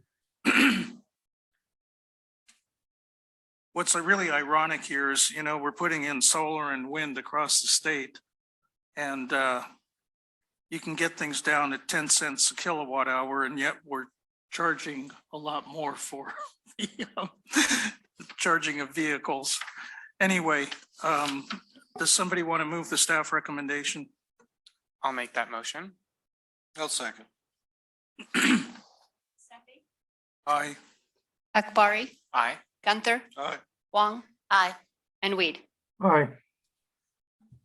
So item 5.13, resolution authorizing the execution and delivery of an installment sale agreement with the State Water Resources Control Board relating to advanced metering infrastructure project and approving other matters in connection therewith. So I'll turn it over to staff.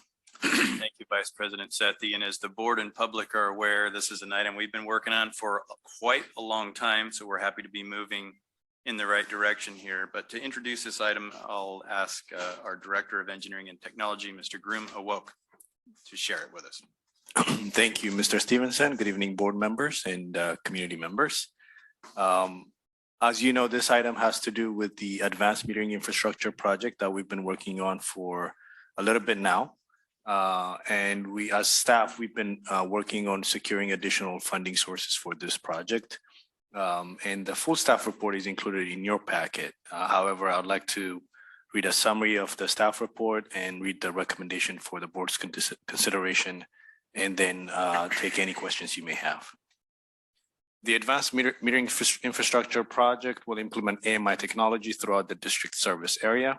The district's financial planning anticipates financing construction of the project or portions of the project with monies provided by the State Revolving Fund of the State of California, acting by and through the State Water Resources Control Board, which is commonly known as the State Water Board. The SRF funding process requires a resolution authorizing various actions in connections with the SRF funding. This project was most recently reviewed in 2021 and 2022 as part of the board's financial workshop and the Engineering and Information Technology Committee on December 15, 2021. This project will help meet the district's strategic plan goals, including 1.4, which is invest in system improvements to increase customer water use efficiency and engagement, and 5.2, which is enhancing customer outreach and engagement with the new tools. Staff's recommendation is by motion, adopt the resolution authorizing the general manager to execute and deliver an installment sale agreement with the State Water Resources Control Board in the amount of $19.5 million to provide funding for the advanced metering infrastructure project, job number 10062, and approving other matters in connections therewith. Thank you.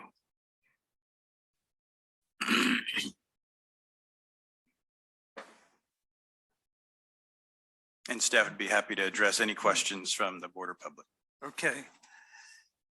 Let me make a comment leading off here.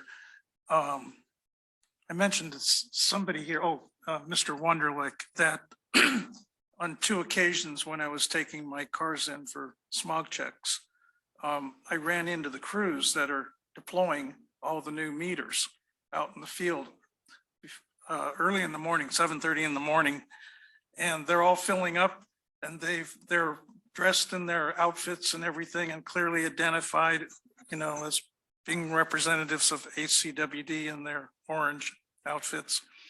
So I took the liberty of introducing myself and made some new acquaintances and got some direct field knowledge as to what is going on. But those guys are having the time of their life, putting in about 700 or 800 of these a week right now. So I'm glad to see the program well underway. I'd like to make a comment. I happened to see recently some next door chatter regarding somebody who got a letter.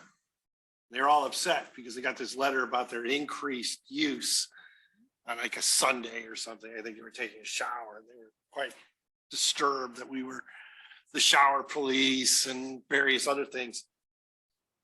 I didn't comment. I didn't have to comment.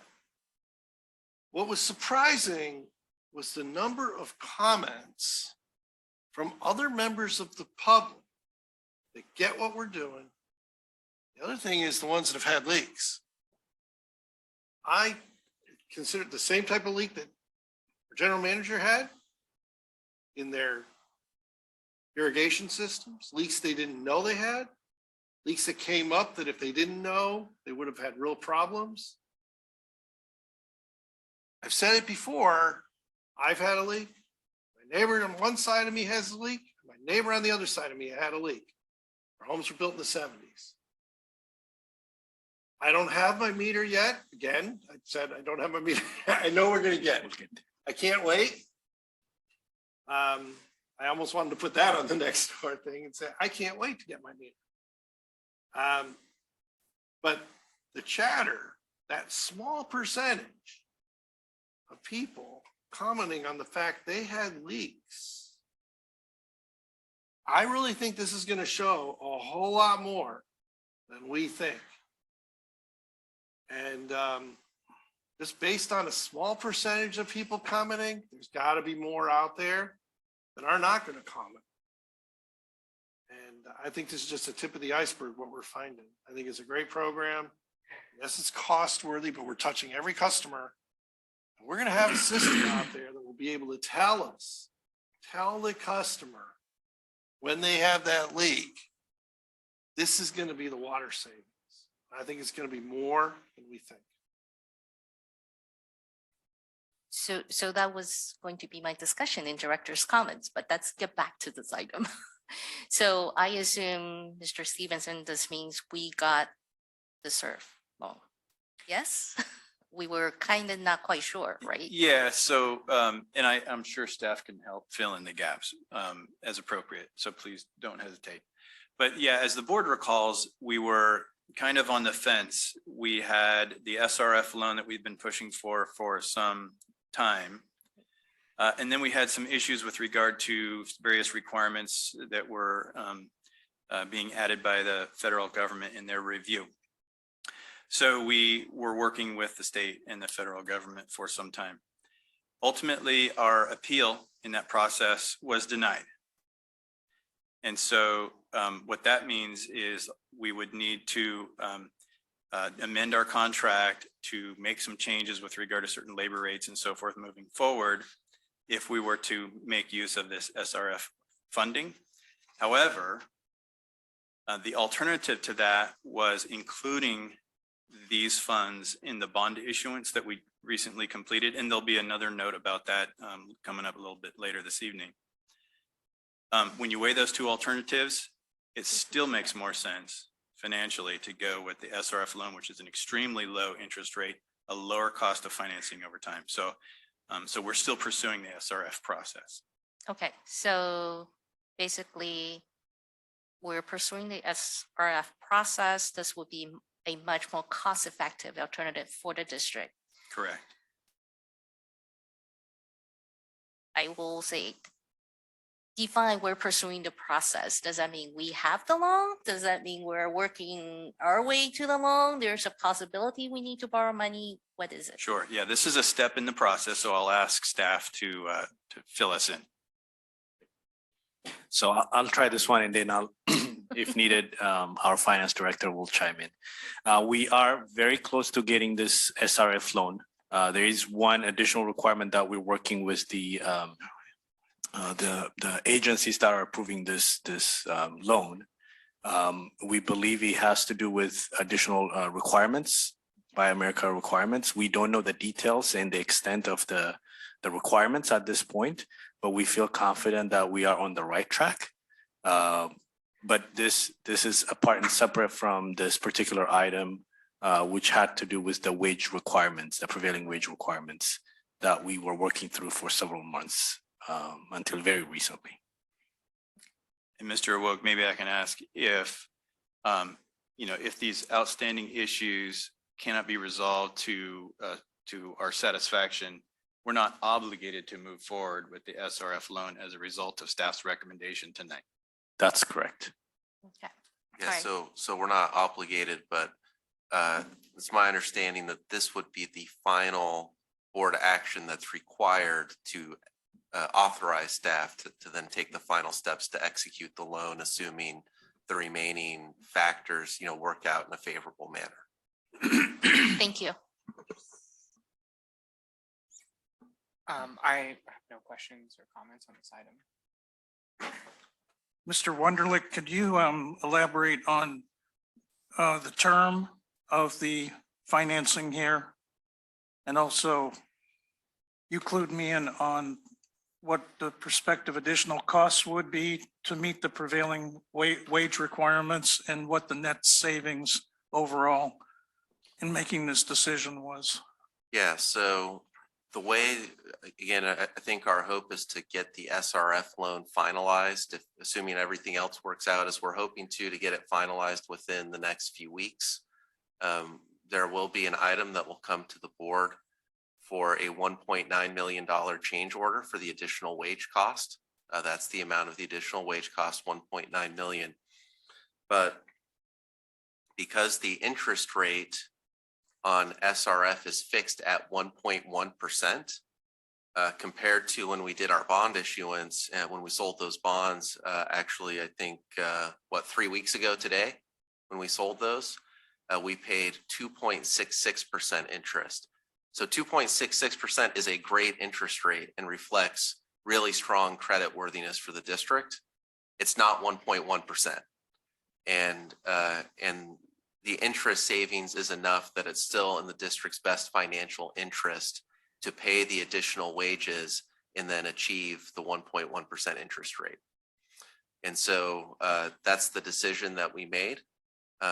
As we also discussed, the board action in regard to the bonds authorized up to a certain amount. It did not mandate that we issue the full amount. And so as staff, we looked at that relevant data and determined it was in our best interest to continue to pursue the SRF loan. I'll give some more details on that in a GM report item later this evening.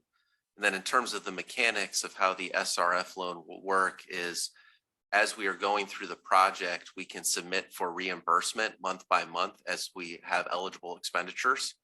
And then we will have to make annual interest payments on any amounts drawn down. And then once we draw down the full 19.5 million that's being requested, we will begin a 20-year amortization period to pay it back. So What I like about the SRF loan is at 1.1%, we are substantially below market rates. This morning, I was looking at the 10-year treasuries, which were up to 2.85.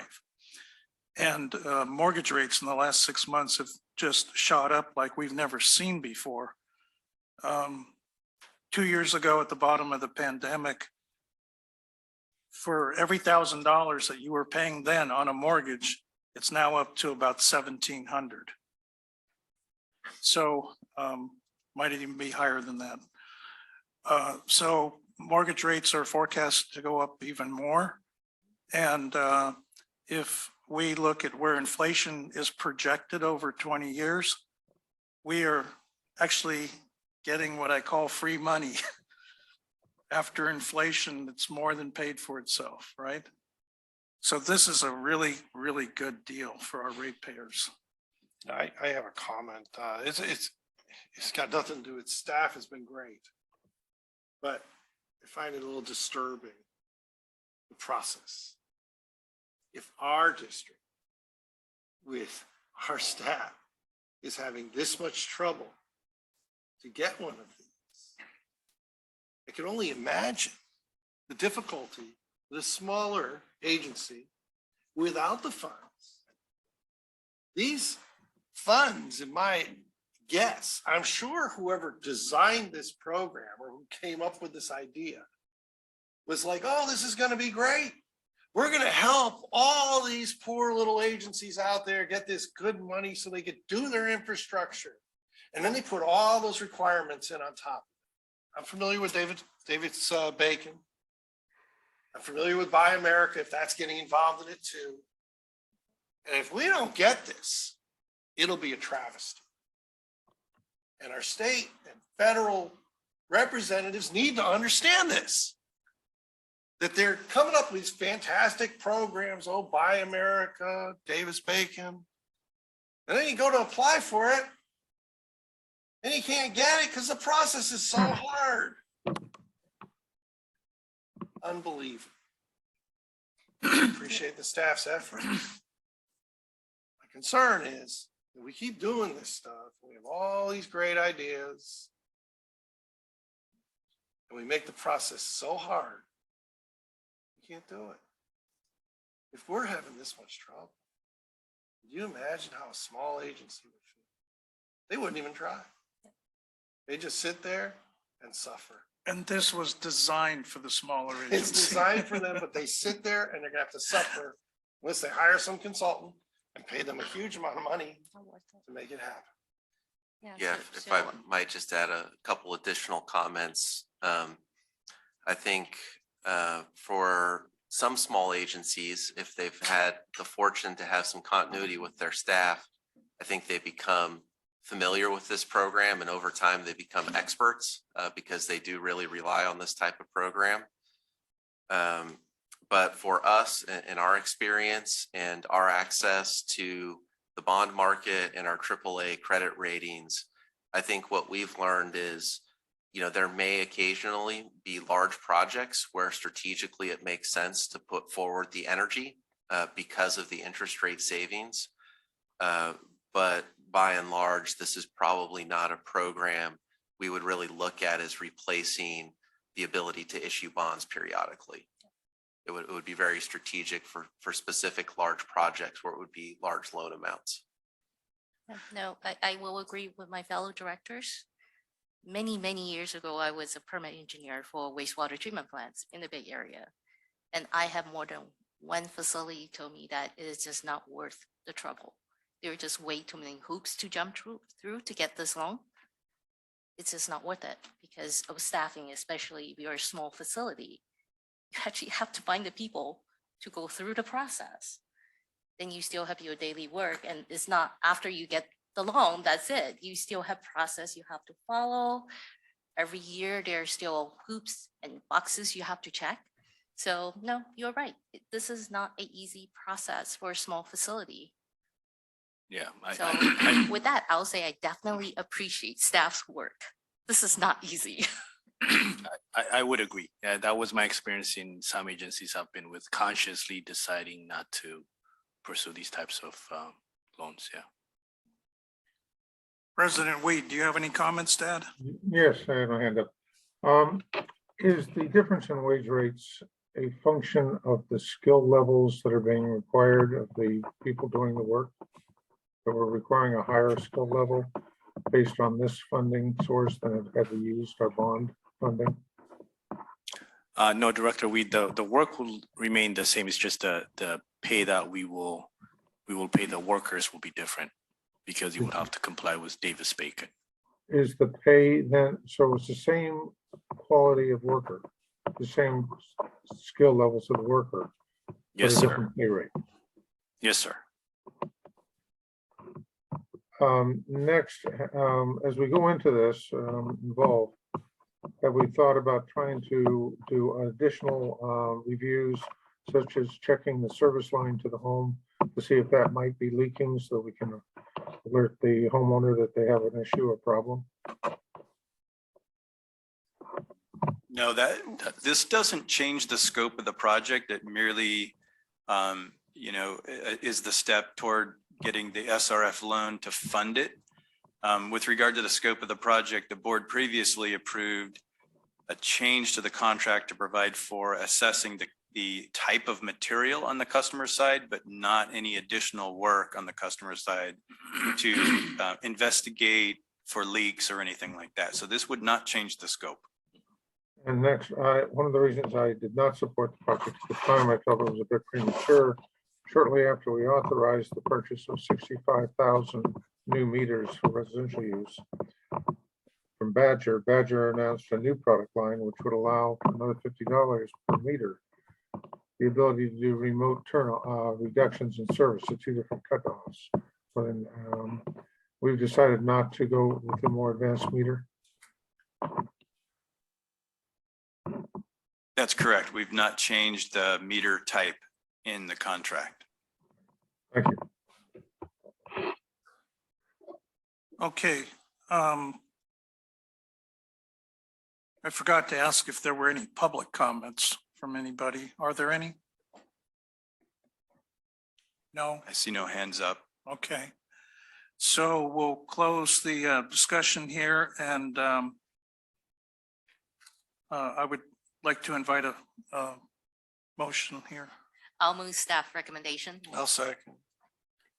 Directors Sethy, Yes. Akbari, Aye. Gunther, Aye.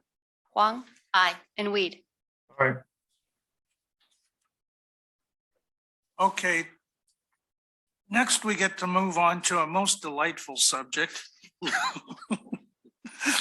Item 5.14, review of proposed revisions to the board compensation and expense reimbursement policies and set a date and time for a public hearing to consider adopting changes to the district's policy for compensation for board members.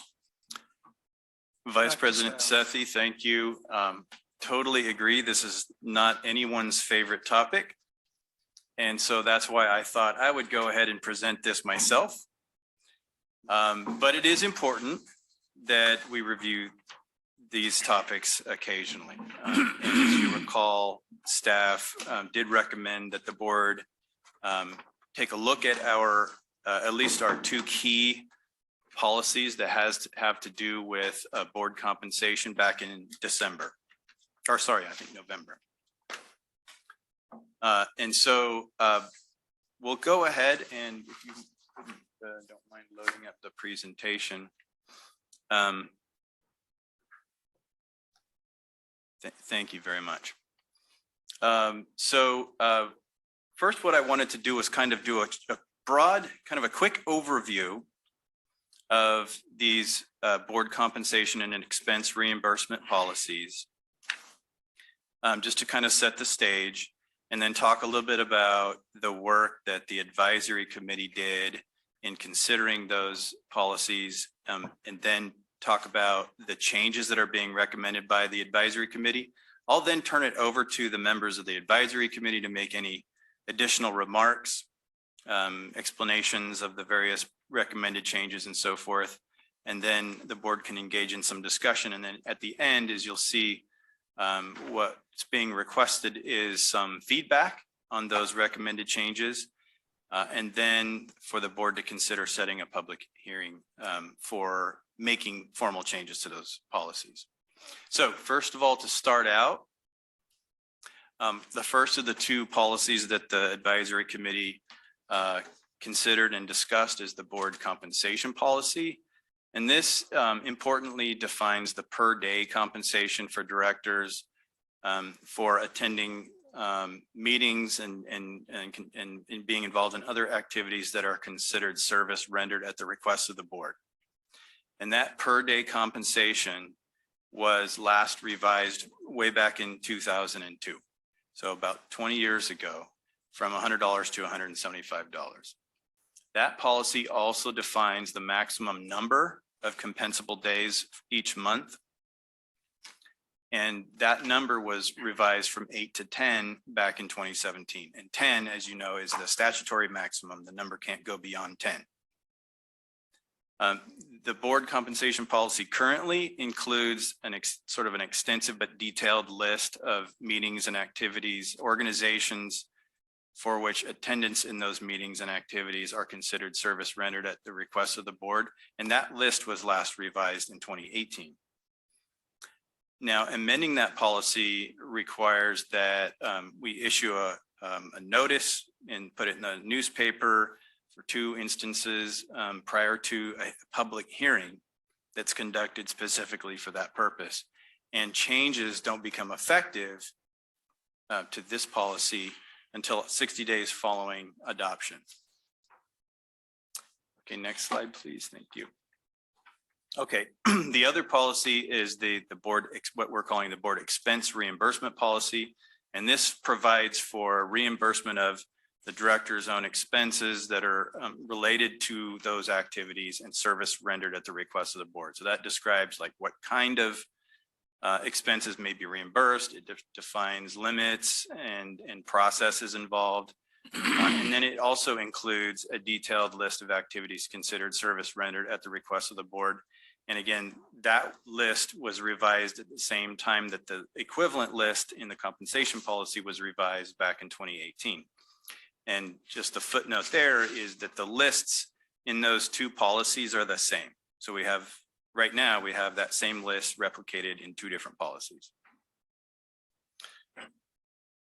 Okay, so back in November, staff did advise that that we look at those policies again. In fact, we were working with a situation at that time in which the district had appointed a director to the board of a JPA that we hadn't listed on those lists. So it was time to take a look at those policies. And anytime you open up, again, particularly the compensation policy, there's a process. And so staff recommended that the board form an advisory committee to tackle this issue.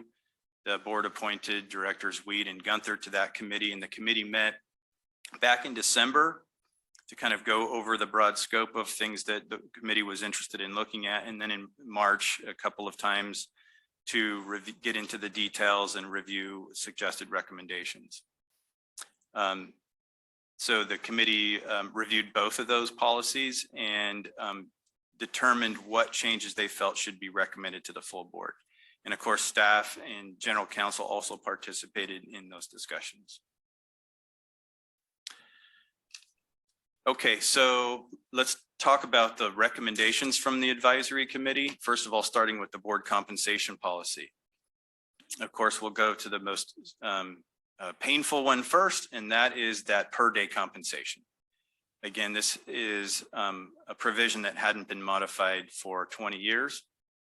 The committee discussed this at length, decided that they should recommend to the board that that amount, that per day compensation be adjusted on the basis of 3% per year since it was last modified in 2002.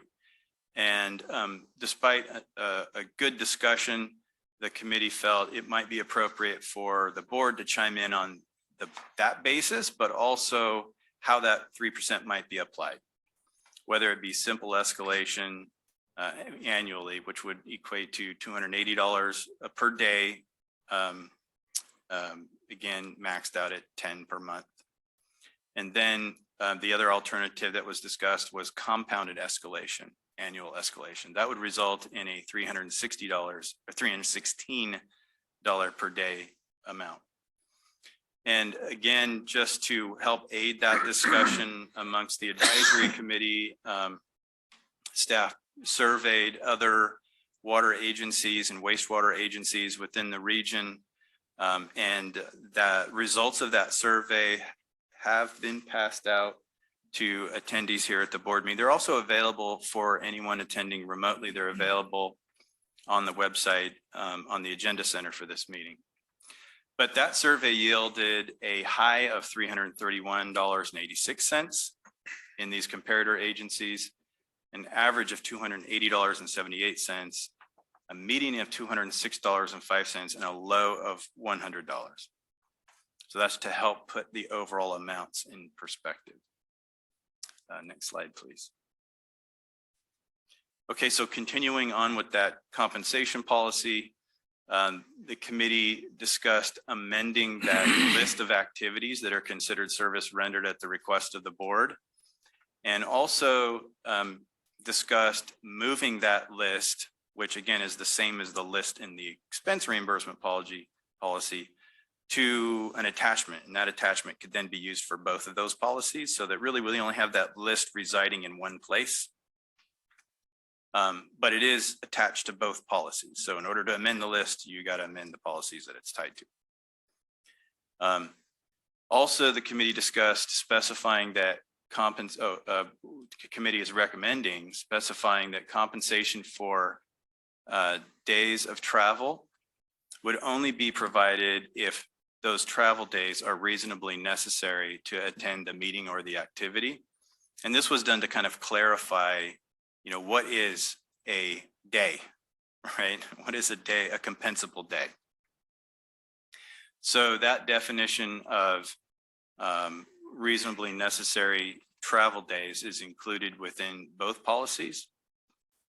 And also in terms of sort of clarification and kind of limiting what days could be included as compensable days, the committee came up with or came to agreement on a provision that says that compensation wouldn't be provided for more than any one travel day before the beginning, nor more than any one travel day after the end of the activity attended. So that way there's not any confusion if travel days get blended in with other days. And so this makes it more clear. Okay, now turning to the expense, one slide up, please, Gina. Thank you. Yeah, now turning to the expense reimbursement policy. Again, these are the recommendations of the committee. Again, the committee here suggested modifying the list of meetings and activities considered service rendered at the request of the board and move that list to a separate attachment, just the same as with the compensation policy. And I'll cover those specific changes here in a moment. Also put a little bit more detail on reimbursement rates for travel expenses and what reasonable limits are there. And then add a little bit more detail also about certain travel modes, taxi, rideshare, and shuttle fare, and so forth, because we didn't have a lot of detail about that previously. So we just want to make sure everybody was working from the same set of standards. Again, similar to the compensation policy, added a provision that says reimbursement for lodging and meal expenses for travel days would only be provided if such travel days are reasonably necessary to attend the meeting or activity. And again, the definition of reasonably necessary is included. And then again, similarly to the compensation policy, specifying that such reimbursements wouldn't be provided for more than any one travel day before or more than one travel day after the end of the activity attended. So to provide for some alignment between those policies with regard to that standard. Okay, I think one more. Thank you. Okay, and then also continuing on with the board expense reimbursement policy to provide a little bit more process and clarity around how to file an expense report. The clarified process would have directors submit their receipts and any related material to the district secretary that would then compile them into an expense report. The expense report would then be returned to the director to review, to approve, and then to sort of formally file back with the district secretary. And that would be processed then for reimbursement in accordance with the standards in the policy. So it's a little more different process than what we do now, but we wanted to ensure that we're all doing the same thing and it's consistent with the requirements in the law. Okay, also the committee wanted to provide for an option for those reports that are provided to the board and to the public following the director's participation in one of those activities or meetings where reimbursement of expenses is provided, that the board should have an option anyway. It would be no requirement to take advantage of that option, but wanted to add the option in the policy so that should a director want to take advantage of it, they could. And that option would be to provide that report in writing. It could be included in the board packet. The public and the rest of the board would be able to see that written report. And that could either be done in lieu of a verbal report at the board meeting, or at least help to provide for maybe a more brief review of that meeting. Okay, next slide, please. Okay, now turning to that list that I talked about, the attachment with the various meetings and activities that would be considered service rendered at the request of the board. Again, committee recommendations include taking that list, pulling it out of the text of the core policy, but forming it into an attachment that could be used for both policies. Also, given that we're in, and our future no doubt includes attendance at virtual meetings and virtual events, just making it clear in the policy that attendance at these events includes virtual or in-person attendance. Also a clarification to confirm that the designation in writing that's in the current policy be that written determination that a director, another member of the board, or other directors on the board could participate in a meeting on behalf of the board president or vice president, that written determination can be done by email, just to clarify that. Okay, so getting into the list itself, the committee suggested adding a number of organizations and where meetings and activities, board attendance at those meetings and activities would be considered service rendered at the request of the board. And that, as you may recall, that list has kind of two sections, two different types of lists of organizations. One is sort of a general list where it's understood that the board and members of the board can attend those meetings, and they just are sort of automatically considered service rendered at the request of the board. And the items that the committee suggested adding was really kind of a blanket item that covers any joint power authority to which the district has appointed a director to serve. And this was meant to provide for some flexibility. In this case, the board itself took action to appoint one of its members to this joint powers authority. And so rather than have to do that and then through a separate action go and amend these policies, to just put a blanket provision in that list to cover any such joint power authority. Committee also suggested adding Alameda Creek Alliance as an organization, Imagine H2O, Smart Water Summit, including meetings outside of California, and the Tuolumne River Trust. Okay, and then in section 4, which you might remember is really relates to meetings and activities on topics related to the water industry, water policy, or other issues that could impact the district. So it's a little bit more limited. Adding to that section 4, the League of California Cities or Cal Cities, City and County of San Francisco Board of Supervisors and the Alameda County Board of Supervisors. And full disclosure there, that was a suggestion staff made to be consistent with other items on the list. And then in addition to that, Federal Emergency Management Agency, including those meetings that are outside California, National League of Cities, including outside California, Public Policy Institute of California, and the United States Geological Survey, including meetings or activities outside of California. Thank you. Okay, so in the board packet attached to the staff report are a number of documents associated with this. We have clean and red-lined versions of the board compensation policy, the board reimbursement policy, including that list that I talked about that would be attached to both of those policies.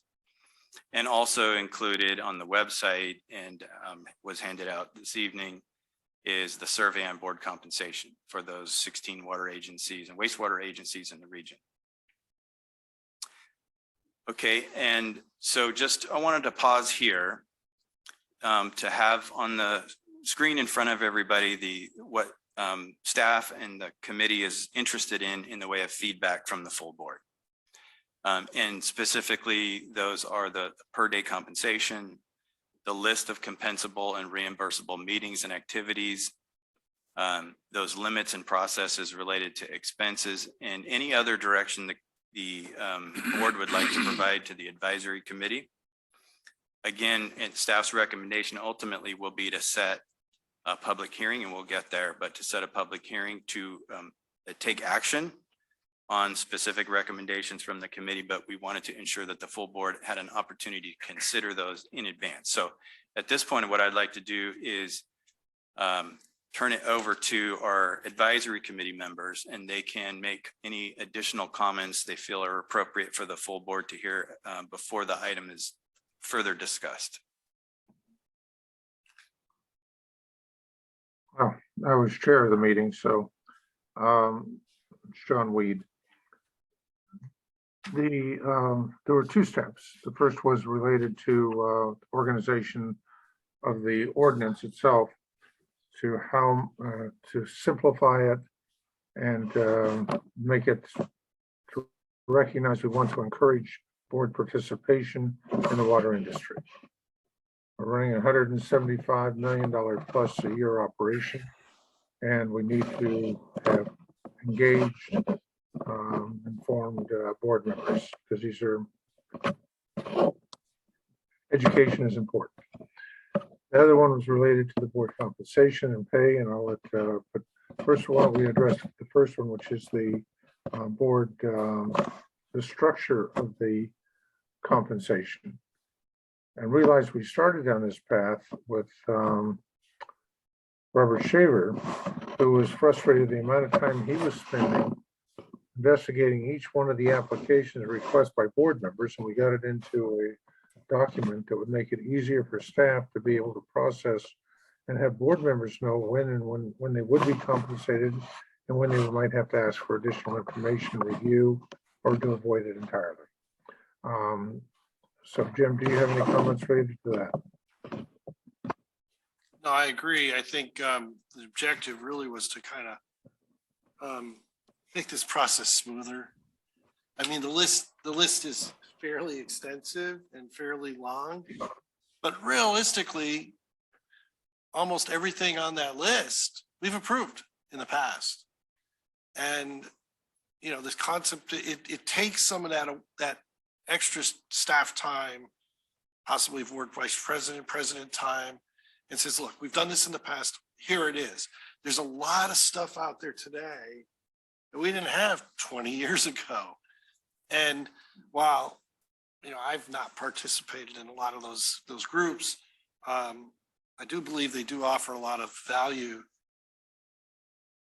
And we could offer a lot of value to some of these groups. I've always said that politically, sometimes it's important to show your face, to be in the room.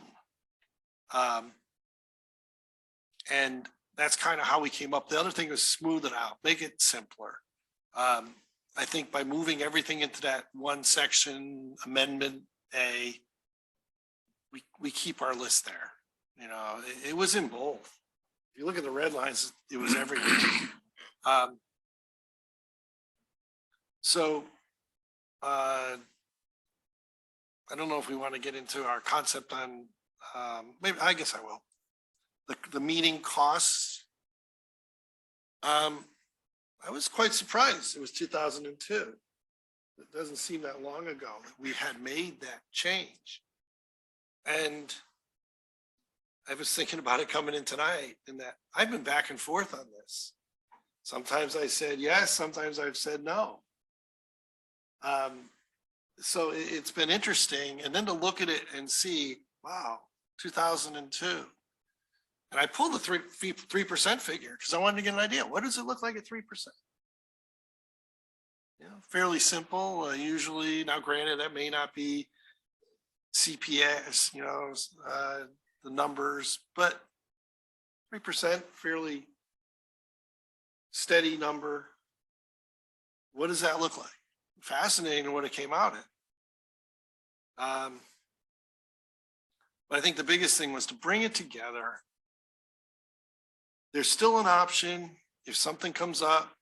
We still have the board vice president. We still have the president availability, and make some of this stuff that we've done, particularly like the compensation the day before. A lot of this I did not realize was not there.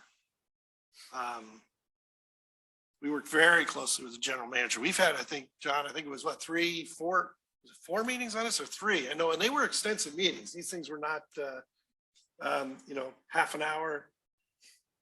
We went over this for a little bit of time in pretty good depth. So it's been, there's a lot of information here. I have the advantage because I lived through the information, and in some cases it was surprising that it wasn't.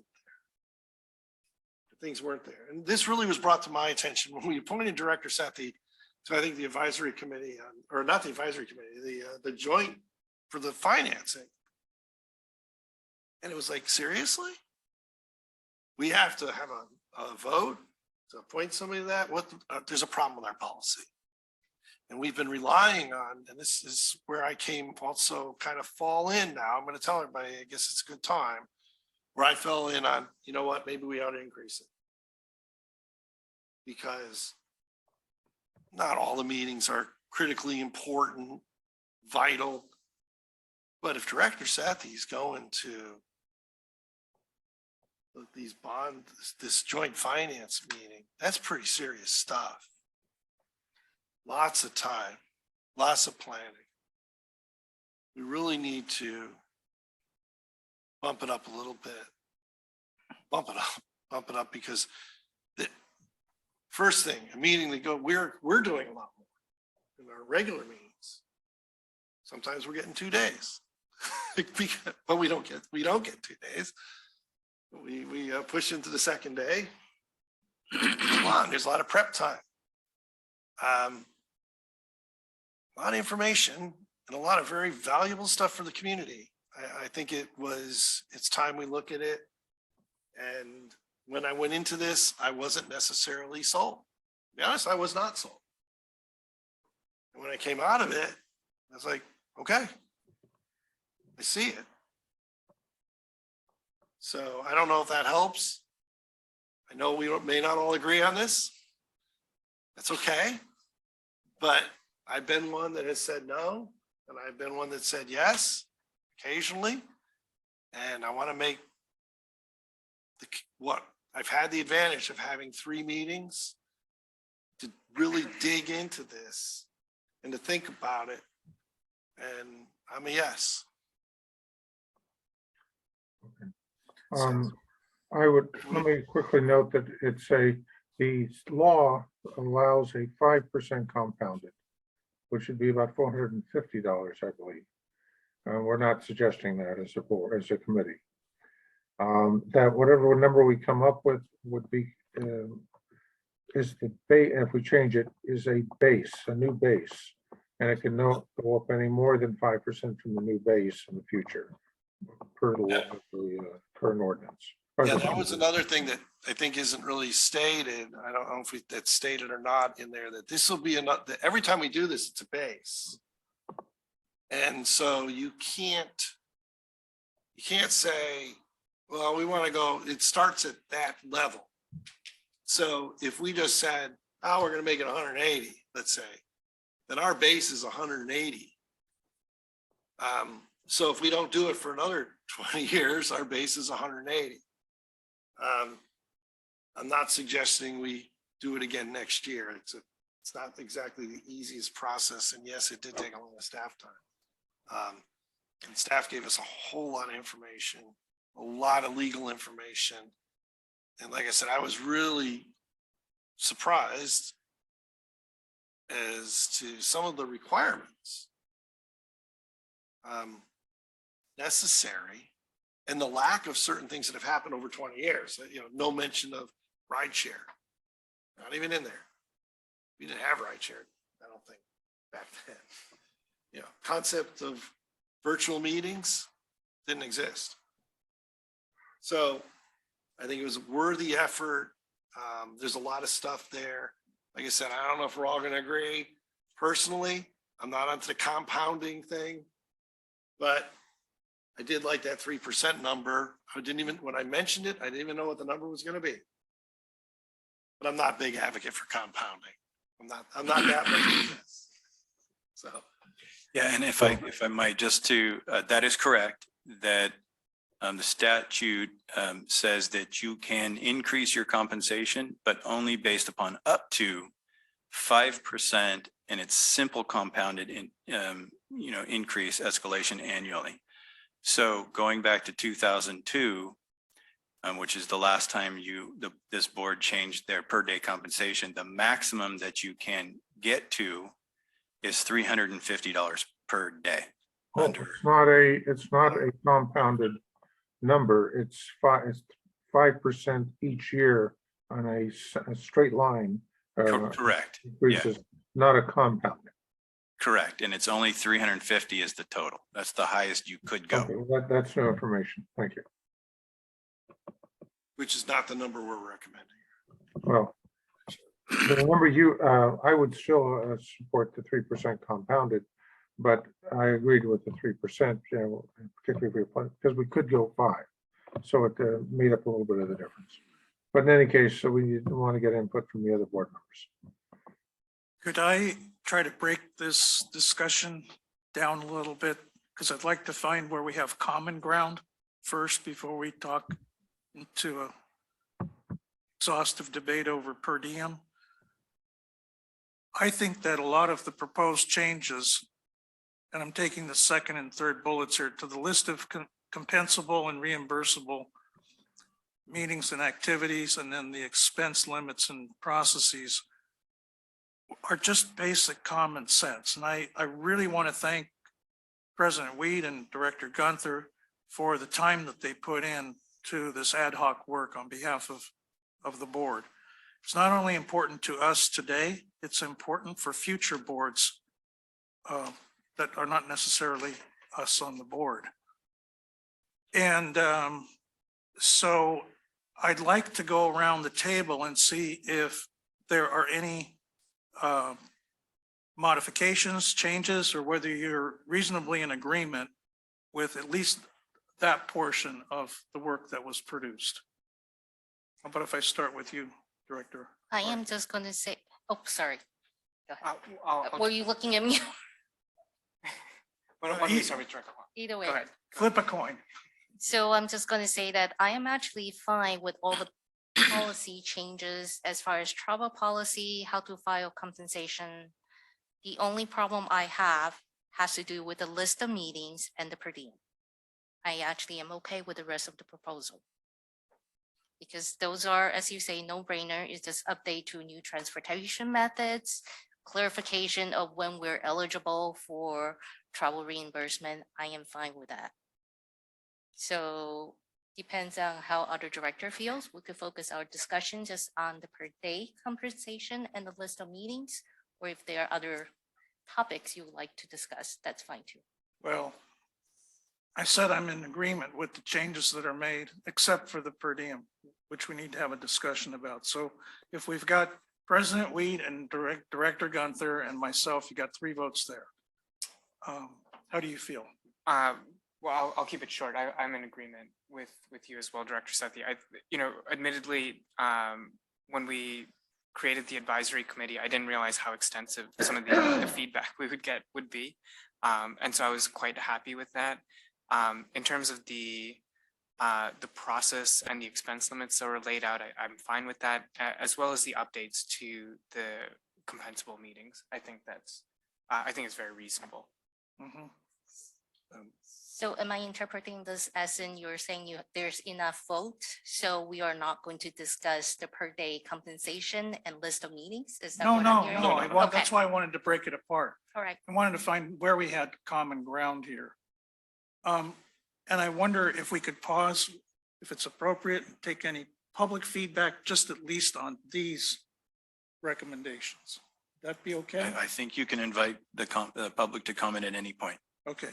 Can So- we just clarify what are these recommendations, just to be clear on the record, please? It's everything that's here in the board packet and in the marked up documents for these 2 bullet points, the list of compensable reimbursable meetings and activities, and then the expense limits and processes. Okay, so basically, those are the 2 things that I object to. Okay, got it. So are there any public comments at this point? I see a hand raised. Yeah, Mr. Nishimura. Thank you, Vice President Sethy. As the general manager stated, this is a difficult topic. One needs to determine whether the compensation paid to directors is intended to serve as payment in lieu of service, or whether service on this board is a form of public service to be given without regard to a predetermined quid pro quo of compensation. If the former, then the lack of action for the past 20 years presents us with the prospect of a large step function increase associated with its associated negative connotations. Mathematically, the economic value of $175 in 2002 translates to $281 today, based on figures from the Bureau of Labor Statistics, which reflects an average inflation rate of 2.4% over the past 2 decades. It is remarkably similar to the figure arrived by applying a simple 3% annual increase. It's an interesting coincidence, but we all know that inflation is compounded. Adjusting the per meeting compensation to the $280 level is a 60% step function increase. Given that the ratepayers are facing surcharges due to anticipated revenue shortfalls, the optics of taking action on this matter now is at best poor. Perhaps the district can refer to the 27th Amendment of the US Constitution, which governs compensation for members of Congress, and defer consideration of this matter until 2023. Thank you. Thank you, Mr. Nishimura. One thing that went unmentioned here is that I believe that the prior time that the per diem was changed prior to 2002 was in 1980. So the board has gone extensive periods of time without raising the per diem. And what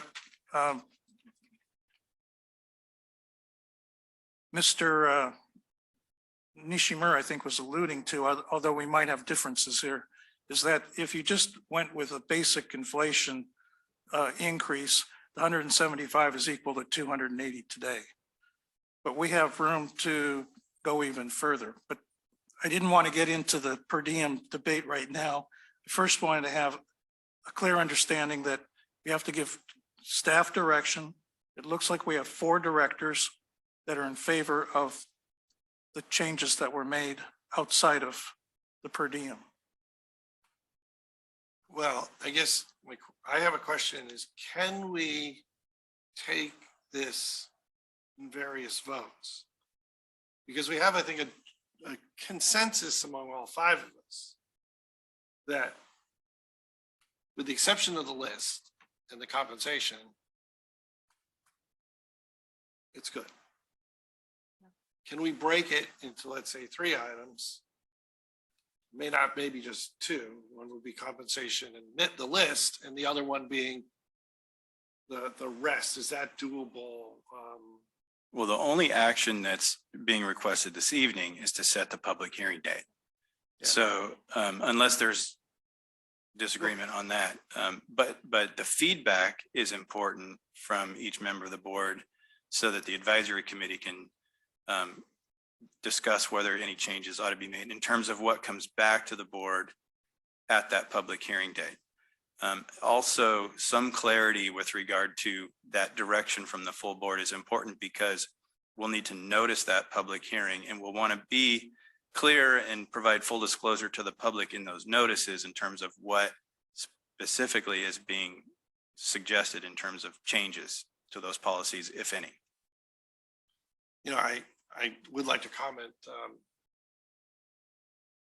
in the process of doing this. I did think about, you know, the fact we're surcharging because of the drop. The reason, and that's always been very cheap in how I thought about it.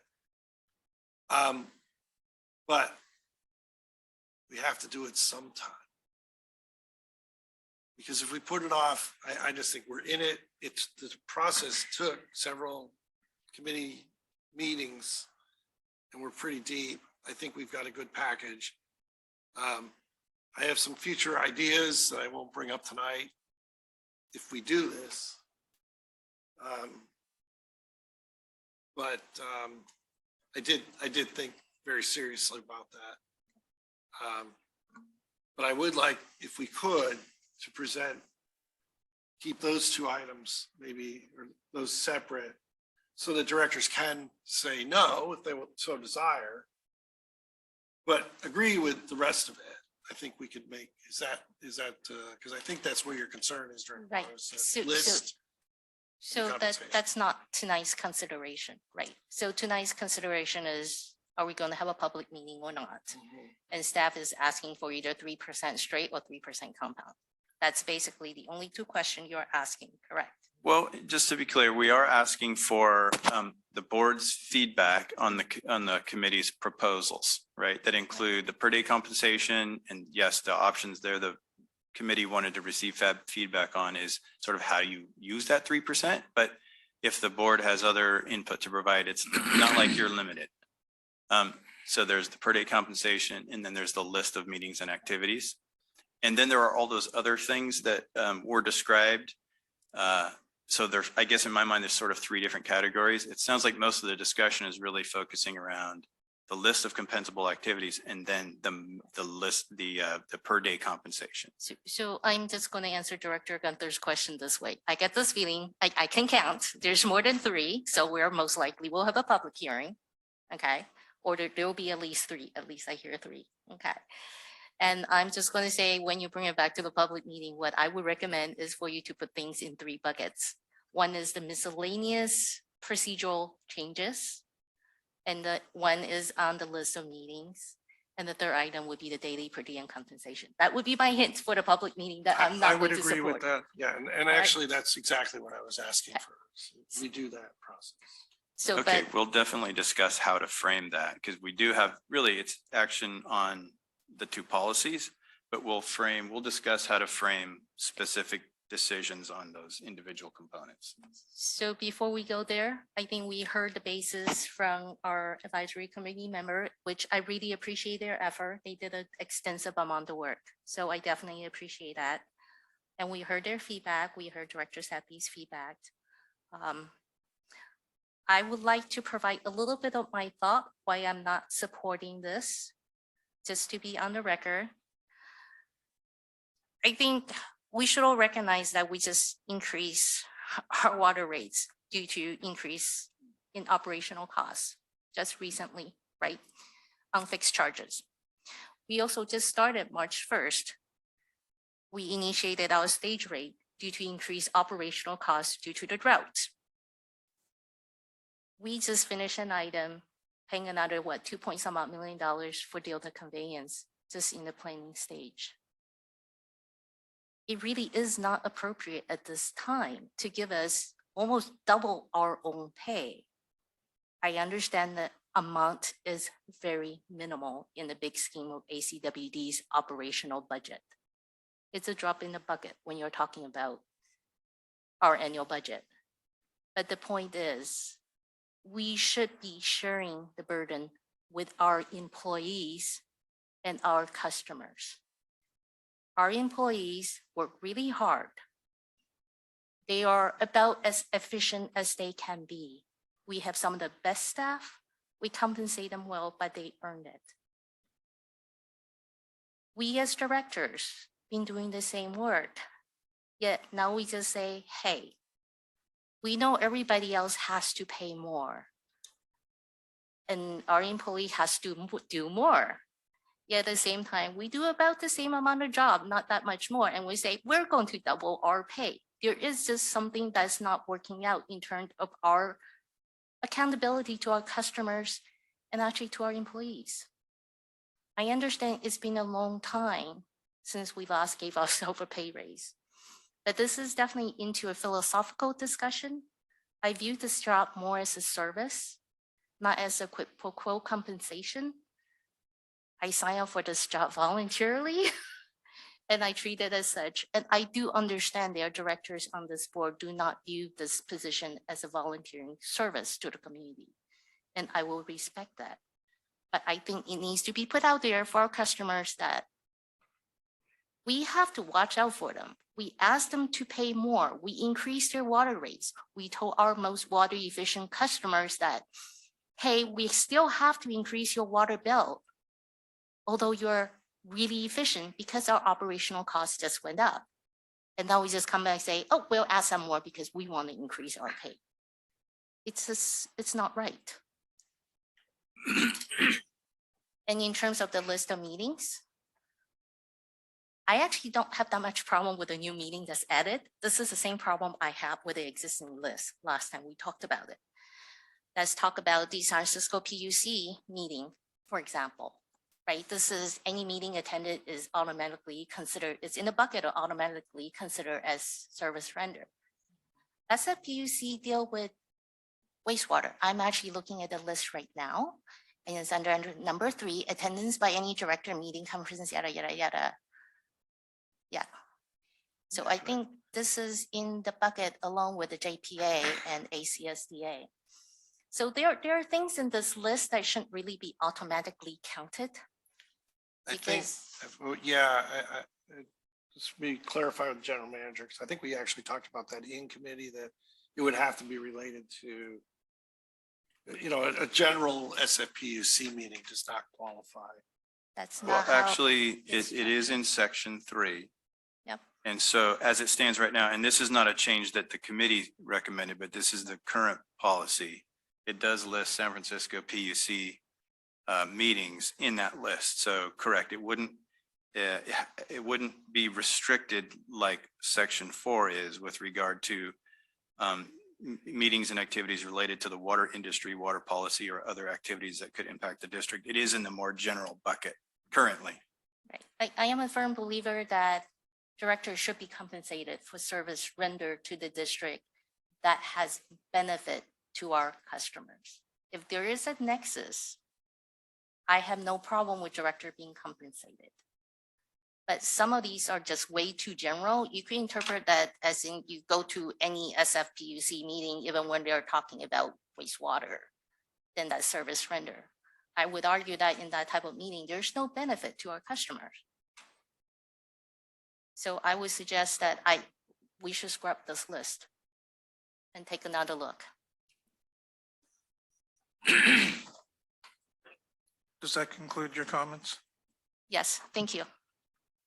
Go ahead. If I can provide some comments. So first of all, Director Huang, I respect your opinion. You know, we did bring this up, I believe it was in 2017 or 2018. We did have a discussion around compensation. And at that time, you know, I joined with you in saying, I think at that point, it made a little bit of sense or it made more sense for us to defer the topic of compensation. If I can offer a different opinion, one of the things that we've talked about quite a bit as a board, especially as we went through this districting process, was how do we encourage more folks to be, one, interested in the work that we're doing and have them participate in that in a deeper way, but also we want to encourage more folks to consider serving on the board. I think that's a big reason why we went through the districting process, to make it more equitable and more accessible to folks. In that vein, one of the considerations that I think a lot of folks make, and especially folks who I've spoken to about the work that we do here, is the fact that, you know, when you're sitting in a meeting for 6 or 7 hours, which we do not on a regular basis, but it does happen. I think a lot of folks then do consider, well, the opportunity cost of the time spent, you know, in these meetings. And then I think a lot of folks forget how much pre-reading we do coming into these meetings. So it's not just the time that we're spending here in the boardroom, but there's a lot of work that goes into going through a 308-page board packet to prepare for these meetings. The issue that I have is that for a lot of folks, it becomes more financially burdensome for them to even consider public service because they can't afford it. You know, if you're living in this community when inflation is high, you know, it's incredibly difficult to afford to live here to begin with. And you start to consider, well, okay, well, how do I spend my extra time? It needs to kind of balance out financially for folks as well. I think the consideration that we're making to bring this up to a reasonable level, you know, I'm more in favor of the $280 compensation per meeting. That at least makes it a little bit more accessible to folks who would say, well, okay, I can't afford to run for office. I can't afford to actually serve, and none of us are here to make money. I don't think any of us are making a living off of $175 a meeting. But at the very least, we want to make sure that folks who have an interest in running for office, who have an interest in serving on the board, that they're not going to be in a worse off financial position because of their service. Because again, there's a lot of other events that we go to that we're not compensated for, and sometimes those actually cost us money. There's a lot of other time that we invest in each of these meetings. And this is just a recognition of the work that we as directors have to put in to make sure that we can at least serve the district and invest that time that we need to in the most meaningful and impactful way. So that's kind of the view that I have on this. And this is coming from someone who actually voted against raising our compensation just a few years ago. I think it's always going to be difficult for us. There's never going to be a right time for us to actually raise our compensation. We just talked about how it's in the last 40-ish years, we've only really done it twice, and this is this would be the next time that we would consider it. So that would be my perspective. And I definitely appreciate that. I actually struggle with the same thoughts about encouraging participation on our board. That definitely is an equation that I have evaluated, and I really will be very honest in saying that this comes down to a value judgment. Is a personal philosophy and value judgment. And I will definitely respect our differences. And I definitely heard you because those thoughts run through my head because we had a discussion, right? I think amongst of us, we have always had the struggle of how do we get more participation, both on the board as a board member and in our board meeting rooms to come and talk to us, right? So that's definitely is part of my equation that I considered. So, but thank you for that. Thank you for your comments, Director Akbari and Director Huang. And you're right. there's never a good time to do this. You're either facing an election or a rate increase or something is going on where you have some reservations. I need to ask our council a question here. The statute allows for up to a 5% simple annual escalation. So are we allowed by law to do a compounding of 3% a year to arrive at our own figure? Or Yes, as long as you don't go over the 5% per year non-compounded, you're fine with whatever justification you want to come up with, however you want to increase your per day, not per meeting, per day compensation.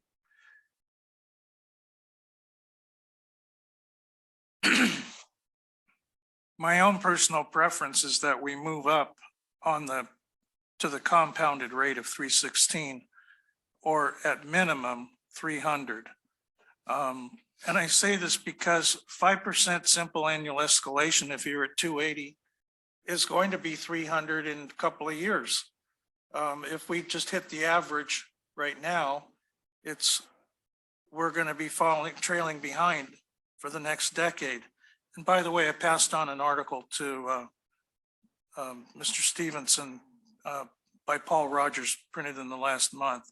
And so Valley Water Board actually moved their compensation up to $440 per meeting.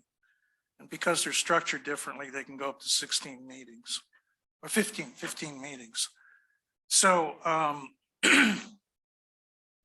and, you know, periodically President Weed and I attend Valley Water Board meetings. We attend one specific committee meeting that we do not get compensated for. We don't put it down as compensable. But in attending meetings at Dublin San Ramon, at Zone 7 and Valley Water in particular, and we know the Valley Board members very well, I don't see that they're doing any different work than we are. And on the Delta Conveyance Authority, on the Delta Conveyance Finance Authority, on the Los Vaqueros Reservoir JPA, we have all of our compatriots on other boards that are serving on those boards too. And they even have special policy for, you know, how they're covered and everything. And I will tell you this, Jonathan Wunderlich and I have our LVR meeting tomorrow morning at 9:30. Those are not short meetings. They're not committee meetings. And you have to put in serious homework and additional meetings just to prepare for the board meeting. So we have our own finance committee meeting that I'm responsible to, and John is too. And I'm the treasurer of that board. And on the DCFA, I'm the secretary of the board now, and I have to go through all the legal documents. I have to go through all the invoices, sign off on everything. It's a considerable amount of time. And I take great pride in doing good work for this district and for my community. These are all important boards. I'm also on the county oversight board for all special districts in the county. That's another responsibility. Since I began my service on the board, I've been on the Southern Alameda County GIS, JPA, and you know, other service on other things. But anyway, so if it were my personal view, I would go to the maximum that we can at 3%. I think that's a reasonable rate compounded up to 316, or go with a flat number like 300. So we aren't trailing behind for the next decade. And if past is prologue, it could be 2 decades. So that's where I stand on that. And I approve of all the other changes that were recommended by the advisory committee. I have a request or comment, if it's okay. Yeah. The concept of the list, I know it gets really nitpicking, but would any of the other directors have a real issue with moving the SFPUC to section 4? I would not. I think that's fine. I mean, there's other, that's like going to Fremont City Council meeting. If it's, Well, President Weed and I have attended a number of SFPUC meetings. yeah, But they were related. they're all related to the Tuolumne River Yeah. and the settlement voluntary agreements. It's only water related. I would feel embarrassed as, you know what, if I put this, and that's why I'm suggesting maybe we should move that one down to section 4. It works. The meetings we attend over there are water yeah, related. I'd be very happy to tell my fellow board members how I attended a sewer meeting. Wanted compensation for it. And that change is fine with me as well. It may not get your list, but it's certainly one that I think we should. That definitely make me feel better. There are other items, right? Like State of California Water Resources Control Board. They also do more than just drinking water, right? So I would be comfortable if there's a caveat, right? Outside of something that's immediately like JPIA, Alameda Creek Alliance, things that have direct nexus, we just put it in section 4 to saying that there has to be a nexus before you are compensated, right? From section 3, the list of meeting where by default, if you go, you are paid. True. If we could scrub that list and move some of them to the, you only get paid if there's a nexus section, then I'll be definitely a lot more comfortable. It's just, section 3 is really open-ended. I can go along with that, Director Yeah. Wong. I have no issues with that as well. Then I'm a happy person. Yeah, it's So- gonna be so- hard to scrub the list, but I agree. Yeah, so if could be an attempt to scrap this list, right, where there's a meeting that's like BOSCA. There's direct nexus, direct impact to the district, right? Those are kind of like your no-brainer list that you should be compensated for attending JPIA meetings where, you know, we actually ask the director to attend the meeting. That's a no-brainer. You should be paid, right? That's not even up for debate. So if we could attempt to scrub this list and put them in, move some of the items that perhaps doesn't have that strong of a, or I should say, as obvious of a nexus to the district's operation or to benefit to our customers, then just move it to section 4, where it's clearly we state that it will only be compensated if there is. So how about if we let Director Gunther and President Weed reconvene on this advisory committee and Either that or we could have staff do a first scrub and then Yeah. run it through.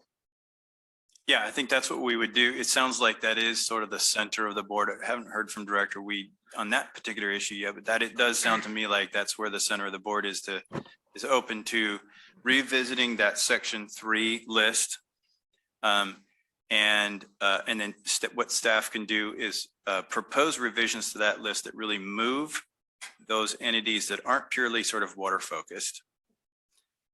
Move those items to section 4 where the compensation and reimbursement is more limited to just water topics, water related topics, or topics that impact ACWD.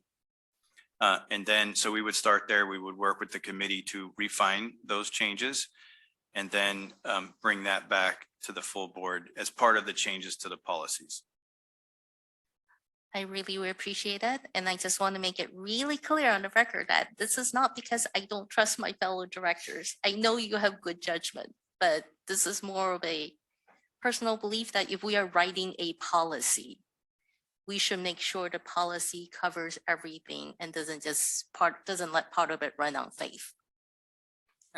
I would agree with that. I mean, policy should be agnostic of who's setting up here. It should be applicable to everybody fairly. so how do you consider attendance at California Special Districts Association meeting? Or the Alameda County Special Districts Association meeting? I think Alameda County Special Districts Association, if the last few agenda I looked at it, there's some nexus to ACWD, for example. I will have to say, I have not looked at the California Special Districts Association agenda that closely to say that there is strong nexus to ACWD. And this is where I would be counting on staff's expertise and familiarity with each of the entity that's identified to try to put them in buckets Because I Well- could pick up the very obvious one that doesn't qualify. but I didn't. find them Yeah. very beneficial. We're a special district like many others, and there's a lot of common denominators, you know, in organizations that you learn from. I would say if you look at an item that only talks about cemetery districts, I would have a problem if one of our director go to a meeting that only talks about operation of a cemetery district. It's a special district, If right? they're talking about recycled water, I might be interested. I think for them, you'll be talking about how to use recycled water, not how to generate also recycled water. So use your judgment. Judy, President, decide, do all you right? have any Let me- final let me- thoughts here? So let me suggest that we're losing sight of the fact we're running a $170 million a year enterprise. That's more than just water. It's a whole raft of regulations on personnel, financing. It covers the entire business entity of a major business. It's not a charity. We need to try and get ourselves thinking that you're trying to get people to get smart on how to operate businesses. And special districts are a business. San Francisco is a major provider of water to us. They're proposing to raise their rates next year by 16% because of many of the decisions they're making. Getting smart and knowledgeable of what's driving those rate increases is smart. And there are those that would change on the political side, the environmentalists and others, that would basically take away your water rights and water future. So there's that element is also important. It's not just going to a simplified water policy issue. These are businesses that support the enterprise. If you take a look at a private sector, San Jose Waters, I asked for the reimbursement for their directors, $1,500 a meeting. Their general manager, I'm told $2.7 million in compensation last year. But they're running a business, so are we. And I would think that if we start, and I think we've failed in a number of times in our decision making, because we forget that. So my take, I would ask that you consider on the financing to at least compromise the $300, which is a round number, and it's easily it'll probably be there for a length of time because it is a round number. Thank you. Yeah, I support the 300. Director or President Weed and Director Gunther, do you feel like you have enough feedback from us that we can move on to the rest of our agenda? It's already 12:30 past midnight. If we could ask Director Akbari if he would consider supporting 300.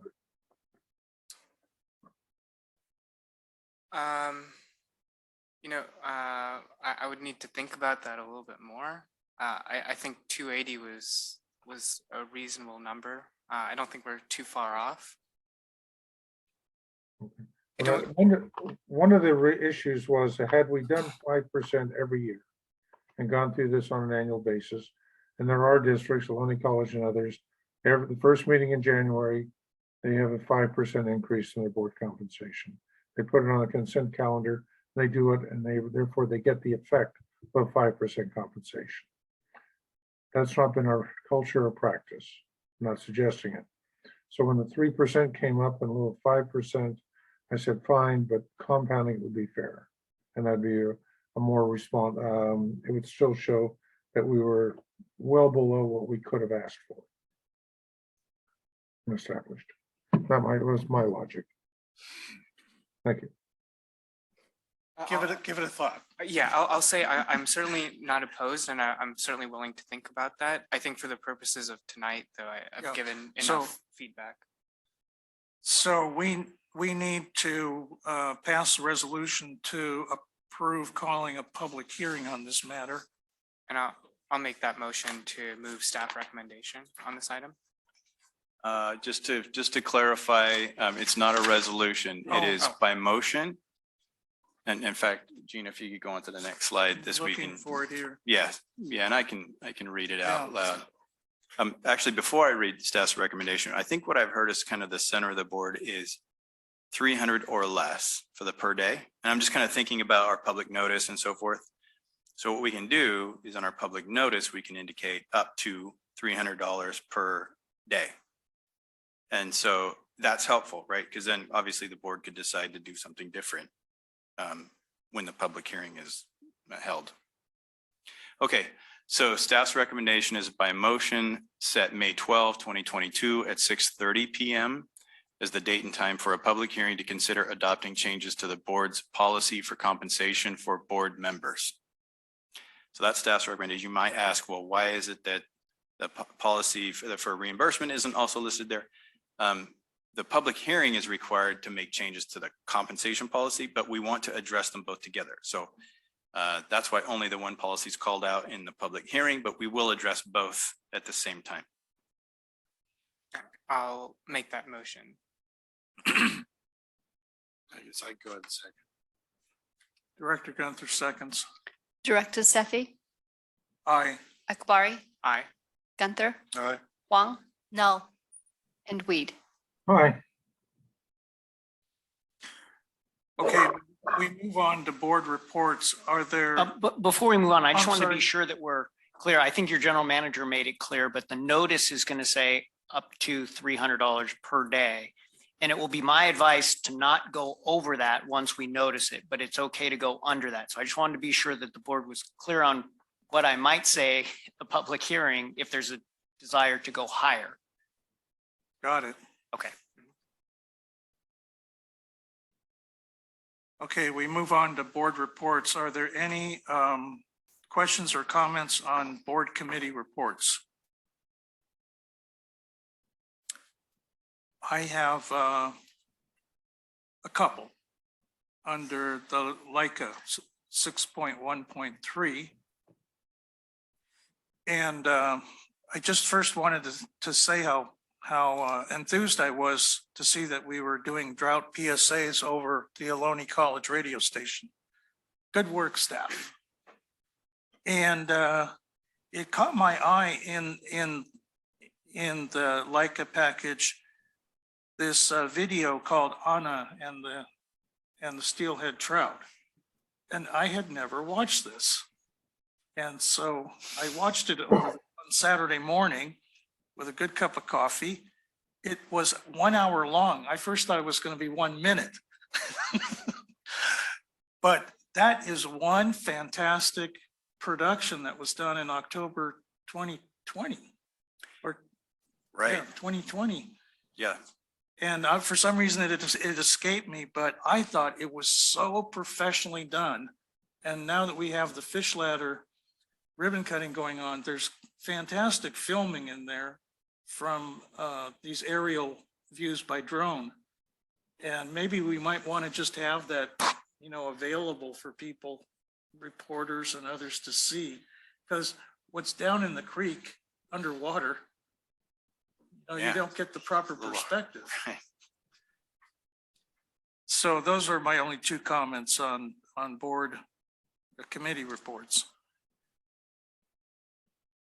6.2 operational reports. Are there any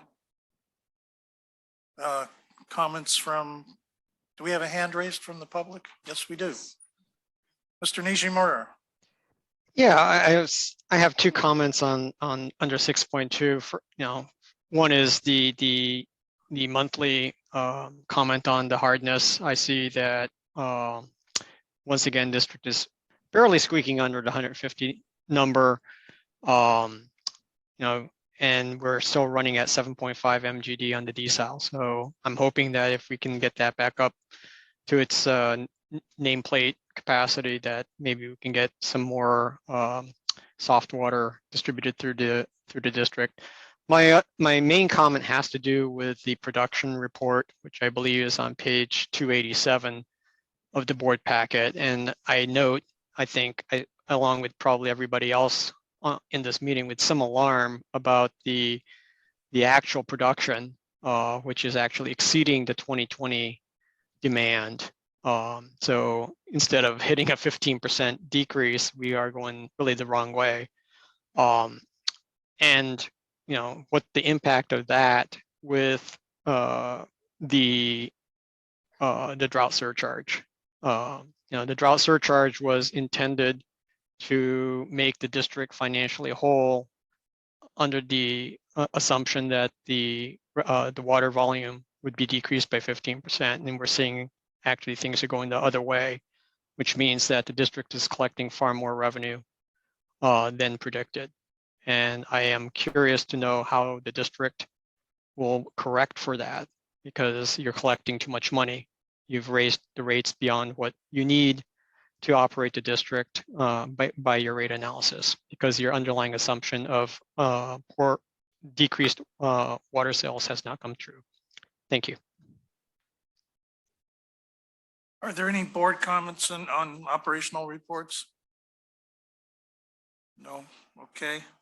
We'll move on to 6.3 staff presentation, a drought update. Thank you, Vice President Sethy. And we do have a presentation on the drought. And so I'll turn it over to Ms. Heidiss. Thank you, Mr. Stevenson. We're happy to be here again. Well, not so happy that it's a drought, but happy to be here to provide an update again this month. And actually, Mr. Nishimura's comment was a great segue to something we're certainly noticing about our customer demands. So we've got a quick update here for you with Mr. Leonard Ash, our water supply supervisor, who will provide the full range of what's happening and what we are working on to get things on track. Great. Thank you, Ms. Heidiss. It's a pleasure to be with you in person tonight. As long as I can figure out my tech. All right, thank you. We'll begin with a review of local precipitation. Happy to report we received 67/100ths of an inch of precipitation in March, which brings our cumulative total for the water year up to 12.07 inches. I'm also happy to say that it's not reflected on this graph, but so far this month, we've received approximately 0.3 of an inch, and forecasts do show that rain showers are expected to continue throughout the week. So we expect this line, the green line, to increase slightly for April. However, we do remain solidly still within a dry year, about 5 inches short of an average year for April, about 70% of average for April. All right, for Northern Sierra precipitation, that trend is similar. This graph here is from April 6th. But as of today, DWR is reporting 33.6 inches of cumulative rainfall for their 8-station index, which is 73% of average for this time of year. Thank you.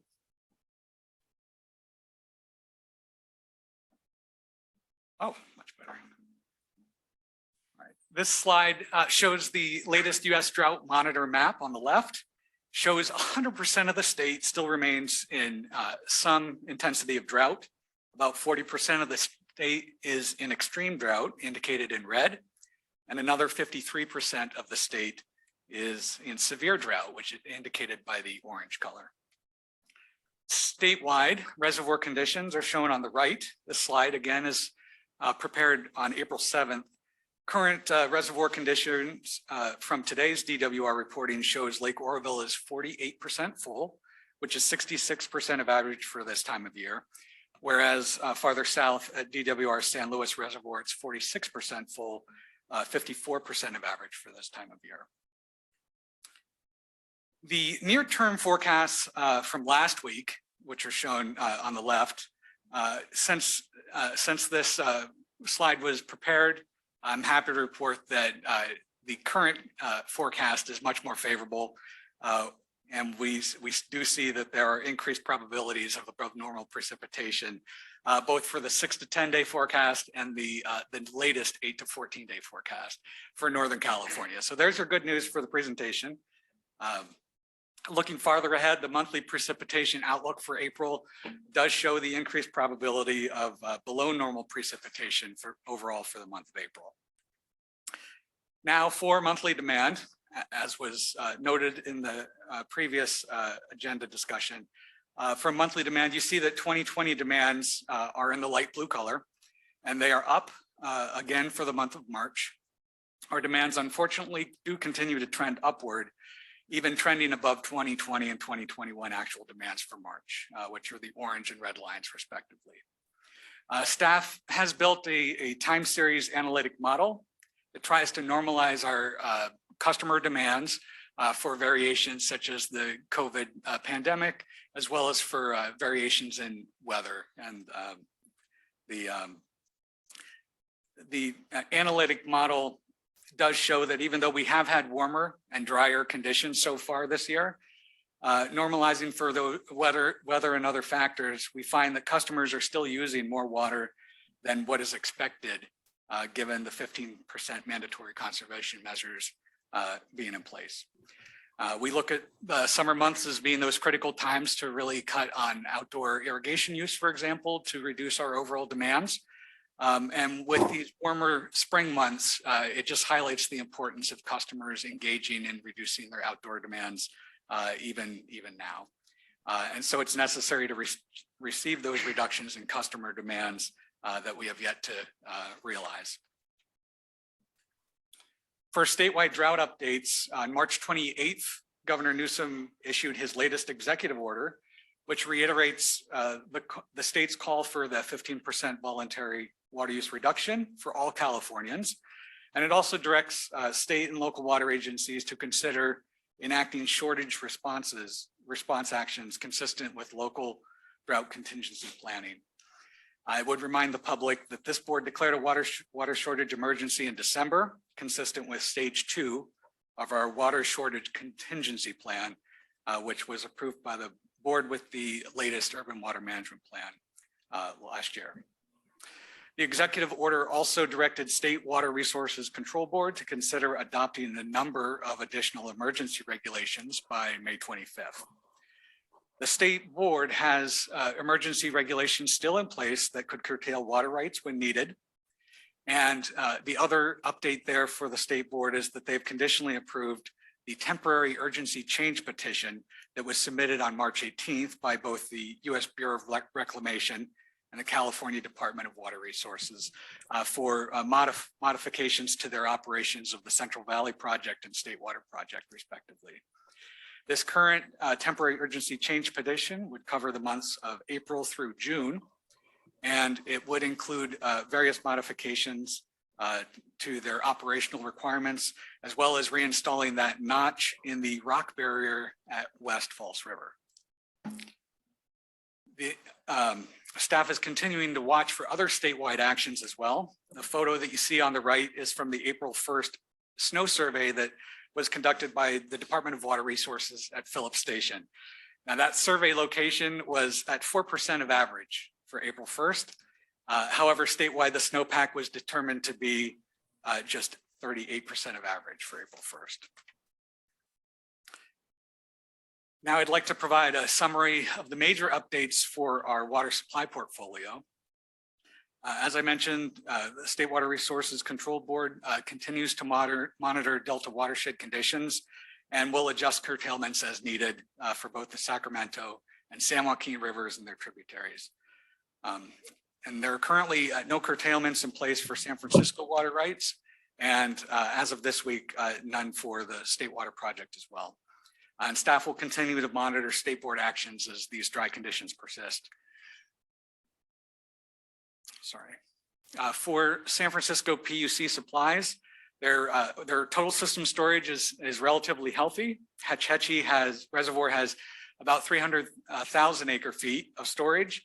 They have a little bit of space in there to collect the additional snow melt that's expected to all arrive prior to July 1st. They remain within their emergency declaration for a 10% voluntary reduction.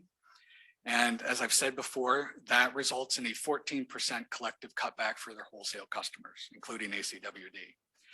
In San Francisco's latest updates through April 7th, they report system-wide reductions of 7.4% conservation system-wide for the period from July 1 through April 7th. Now for DWR, on December 1st, they had announced an initial table A allocation, that's new water supplies given to the contractors in December 1st to be 0% essentially, only providing water for minimum health and safety requirements. In January, they issued a revision increasing that to 15% of every contractor's table A allocations. However, on March 18th, DWR issued a downward revision down to 5% for table A allocations, and also maintaining additional supplies if demonstrated need for minimum health and safety requirements. As mentioned earlier, snowpack water content has decreased from its mid-January peak levels. So there are some opportunities for additional precipitation, which could result in additional snowpack this month. But staff will continue to monitor how DWR allocation studies develop, given the continued overall dry conditions, and how that may affect the snowpack runoff estimates. And then for local water supplies, we continue to actively manage our groundwater levels, and they're in decent shape with the above Hayward fault at 42.8 feet, below Hayward fault is at 12.3 feet, and those levels are relatively close to where they were at this point last year. Local runoff in Alameda Creek reached a high of around 111 CFS from the storm that we just had, which is great news. And water supply staff is importing water through the SBA, through the refurbished Vallecito's channel, starting this week and through the week ahead to import water to assist in wet testing for the new fish passage facilities in Lower Alameda Creek. At the last board meeting, the board received an update on dry year transfer opportunities. And at this point, I don't have any additional updates beyond what Mr. Nizer provided at that board workshop. However, staff is continuing to pursue both of those options, even though those options continue to look less and less promising as dry conditions persist. Now I'd like to focus on the district's outreach efforts for drought awareness and conservation program participation. There's a lot to talk about. We couldn't fit it on one slide. So here are just some of the major highlights for a flavor of what's going on. First, there's continued drought messaging in all sorts of media, and that includes digital, print, radio, and television, such as KOHL and, as was mentioned earlier, Aloni TV. There's also the Aqueduct newsletter that's going out to all of our customers, and there are many other news articles that are reaching customers as well regarding the drought. There's streamlined application process for the turf removal program, and that's something that our water use efficiency staff has been coordinating with BOSCA to implement, as well as water use efficiency staff hosting Fix a Leak Week. And they had webinars to provide information to customers about the drought and how to find and fix leaks. And they had over 78 registered customers participating in those webinars. Customer inquiries, conservation program requests, and water waste reports have all increased during March. And notifications will be going out to all large landscape customers with reminders about irrigation restrictions and a heads up about the potential state regulations related to non-functional turf, as was indicated in the latest executive order. Our public affairs staff has included a thorough update of their outreach efforts, which can be found in the LICA committee minutes of this board packet. And then Shireen Gonzalez, our public affairs supervisor, has been instrumental in leading a collaborative effort among regional PIO staff to engage on coordination efforts for drought messaging, and they'll be having their second meeting in as many weeks this week. And lastly, just as a summary, we do have persistently dry conditions, even with the current precipitation we're receiving, but they've essentially erased the wet and healthy start to our water year. So statewide and local water deficits and water shortage contingencies do remain conditions remain for this third year. Staff has sufficient water supplies to fulfill the expected demands for this year, and that's provided that our customers can achieve those targeted conservation levels. If they can achieve that 15%, then we certainly have the water to fulfill those demands. And staff will continue to promote actions that customers can take to achieve 15% conservation system-wide through reductions as outlined in our emergency ordinance. Staff will also continue to ramp up our outreach efforts, and we'll continue to monitor our statewide drought activities. And with that, I'll be happy to answer any questions. No questions. Excellent work again, Mr. Ash. Yeah, thank you very much. All right, thank you. Sorry you had to wait all the way through this long agenda. So we will turn. It looks like we do have a hand raised from Mr. Oh. Nishimura in the public. Okay. Please go Yeah. ahead. Yeah, I just wanted to point out something. I did have a board meeting today with our homeowners association, and I did remind the management company about the drought restrictions. I got the feeling that they're not very aware. And it may make sense for ACWD to make an effort to target the no management companies for apartment complexes and the homeowners associations, as well as the contracted landscaping firms such as Serpico, which is the one that we happen to use, just to make sure that they are aware of all the drought protocols, and especially if the restriction on irrigation on non-functioning commercial and industrial landscaping goes into effect. I think many homeowners associations and related entities will be affected, and they need to be made well aware of that. Just a thought. Thank you. Thanks. Director Sethy, would you like me to address that comment? Yes, please. Yeah, thanks actually for bringing that up. We do have going out tomorrow, I believe, a notice to many of our dedicated landscape customers that have the information about reminders about our restrictions and the heads up on the potential turf restrictions. So we wanted to get right on top of that and give people a heads up.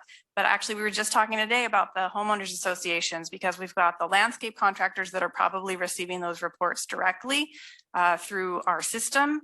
But the HOAs, we want to reach out to as well, because they of course manage the contractors that take care of their landscapes. So we want to get everybody on the same page. So we did talk about, that's one of the next things on our list. So we'll be moving ahead with that.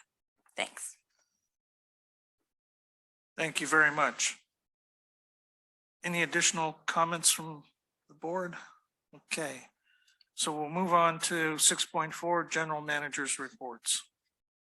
Okay, thank you, Vice President Sethy. And I can keep this really, really short. I think it's pretty clear right now that we continue to move forward to a new normal. And of course, tonight is testament to that and part of that transition. But just to provide a report, we've had 2 additional reported cases since the last report on March 10. They haven't resulted in any significant outcomes or any operational issues. Our vaccination rate continues to just incrementally increase, and we're up to a little over 84% at this point. And we are right now, just starting this week, engaged in our process of phasing a general reofficing of those folks who have been working from home part of or all of the time. It's going to take a while to go through this phased process. We're kind of being measured and careful and so forth, and trying not to also strain resources internally that support those folks as they return. So we started this week. We'll be continuing this through the middle of May.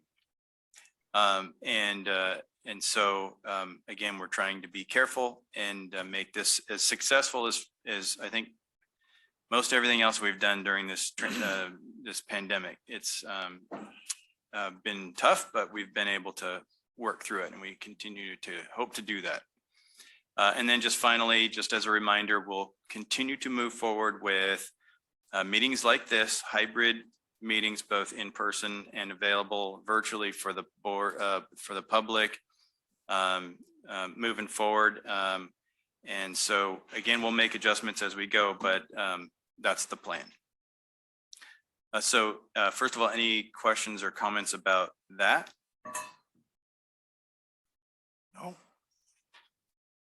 Okay, so before I turn it over to Mr. Wunderlich for 6.4.2, I'd like to add 6.4.1.a. Just briefly to mention that I think I mentioned at the outset of the meeting that our Director of Operations and Maintenance was at a water conference. He's at the Cal Nevada conference participating on behalf of the district in the submitting our entry for the Best Tasting Water Award.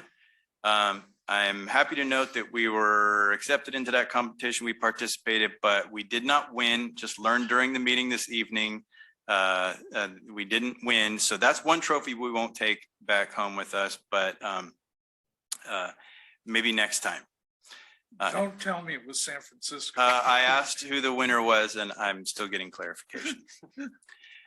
Okay, so just briefly, reminder, we have a ribbon cutting ceremony out at Alameda Creek, Monday, April 25th.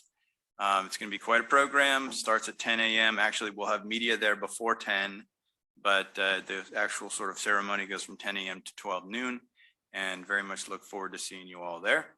We'll be doing some additional coordination with the president and vice president in terms of specific speaking elements, but we have quite an array of folks that'll be in attendance, and we continue to receive RSVPs for that. So look forward to seeing you there. So that was 6.4.1.b. Okay, so any questions, concerns?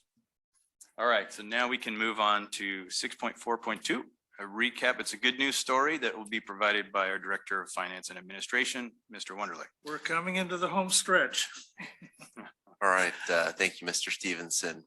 So just as a quick overview and background, the board authorized a competitive bond sale on March 10th to refund the 2012 bonds and to provide for up to $29.5 million in new money. As we discussed earlier this evening, the district issued only $10 million in new money because we determined it was still advantageous to pursue the state revolving fund loan for the remaining $19.5 million. And that decision to pursue the SRF loan does add $1.9 million to the AMI project and prevailing wage costs. But despite that, we anticipate net present value savings to the district of $750,000 because of the value of the low interest financing. We sold the bonds March 22nd and closed April 5th. Our bond offering was the largest competitive sale of the day. And I think that helped generate a lot of significant interest. Our financial advisors were hoping that we would receive at least 3 bids. We ended up receiving 8 bids. And the low bidder was Morgan Stanley with a true interest cost of 2.66%. So again, I know that's rates have been going up recently, but from a historical perspective, below 3% is still an outstanding rate that provides good value to our customers over the 20-year period of these bonds. The net present value savings on the refunded portion was $2 million, or about 5%. And they can be refunded again in 2032 if the market conditions are advantageous at that point in time. And the final maturity is in 2042. So we did not extend the term of the bonds. All right, we were 10 years in on 30-year bonds, and so we refunded over a 20-year period. And so this is going to definitely provide us with some decent savings on our yearly debt service. And so that will be reflected when we do our budget, mid-cycle budget update, which will be presented to the board next month. And then we'll be able to kind of realize that benefit within our long-term financial planning. John, can I ask a question? It's John Weed. Are we leaving $10 million then that we're not drawing from this last at 2.66% on the table? No, so we issued approximately 38 million to refund the 2012 bonds, and then an additional 10 million in new money. So in total, the way it worked out is we issued bonds of about 43 point something million. I don't remember the exact figure. Morgan Stanley also paid about $5 million in premium. That's how you get up to the 48 million total. And so what we did do is, compared to the board authority, we left 19.5 million on the table because that will instead be covered through the SRF loan. Well, why would we leave it on the table if we might be able to, could we have used it for something else, like paying down lump sum against OPEB or CalPERS? Yeah, I mean, that would have been a different financial planning decision. So we proceeded consistent with the financial plans that had been reviewed with the board and that were discussed when we adopted rates in February. And so that is how we decided to proceed. So that decision is not one that we can revisit at this time. Yeah, so there's nothing that can be done right now on that. Certainly, we'll be getting a series of financial planning workshops this summer. And if there are interests in different approaches to utilizing debt to help fund our capital program, that's something we can discuss through those series of workshops. Okay, I'm disappointed that we did not have a discussion at the finance committee on other alternatives for the almost $20 million we left on the table at 2.66%. Thank you. Yeah, and so the 10 million of new money has already been received, is in our bank account and has been fully applied as reimbursement for prior expenditures.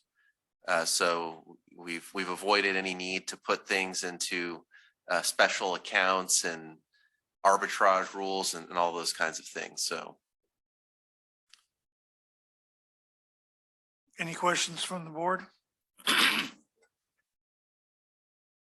I just want to comment that Director President Weed and I were up early in the morning to watch the auction, and the fact that what Mr. Wunderlich just highlighted, that Morgan Stanley was willing to pay $5 million to get our bonds. You know, that's something quite remarkable. And so we saw all the bidding, and actually there was quite a range. It went from 2.66, I think, all the way up to 2.9 or something. yeah, 2.92 was on the high end. Yeah. It was very, very competitive, really even beat out the kind of the index rates for that day. And if you want to just understand how sensitive things are, if we were issuing those bonds today, we would not have refunded our 2012 bonds. We wouldn't have saved money. Yeah. Director Akbari, would you pay me to take on my debt? I don't think I can make that business. You mean I'm not that credit worthy? That's what you're trying to imply. Okay, we'll move on. Thank you, Mr. Wunderlich. So we move on to section 7, director's comments, reports on meetings attended, and agenda item requests. We have one item to report on. Should we go around the table first here quickly? I just want to quickly say, I actually saw the same next door posting as Director Gunther. He started out with super invasive was actually the title, because the original poster, I think that person actually removed the post since I can't locate it. I just tried.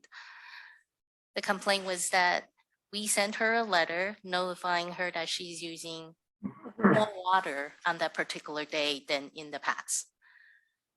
And she thought it was really invasive. The original threat was ACWD was monitoring how much water I used to shower or somewhere along that line. But what I want to bring out is I think the credit goes to staff, because the response came back was quite interesting. It goes into, we're in a drought. We really appreciate the water district is making the effort to let us know we have a leak so we could fix it. Basically, the comments are in support of ACWD. It comes from different directions, from helping us save money to being a better environmental steward because we're in a drought. So I think the credit actually goes to staff. Is the outreach, right? The education that we provide to our customers, that it's sinking in. They're actually getting a message saying, this is a good thing, we need to conserve. So thank you, staff. That actually was what crossed my mind when I read that particular posting, is that, hey, you guys are doing a great job. Thank you. Director Gunther. Yeah, in regards to that posting, I had watched some in Hayward several years ago when they did, I believe, the same Yeah. thing. And, it wasn't pleasant. I don't think there were any decent comments about what they were doing. And this one, the one comment was pretty much, there were maybe two others in there, I think, that were with it, but the majority of those comments were very positive towards what we did. And this was just the public. So yeah, messaging seems to have worked, in addition to the concept that there were several identified people that identified having leaks and being thankful for what we're doing. So I think that says we made a right decision. I'll keep my comments really brief. I just wanted to express my appreciation for staff. It's been 2 years since we've been able to come together, and it's taken a lot of effort from all of our staff to make sure that we could convene in a safe manner. We've seen the technology upgrades in the last 2 years in this boardroom, especially. And so I just wanted to say hats off to staff for making this possible today, and very, very appreciative that we could reconvene here.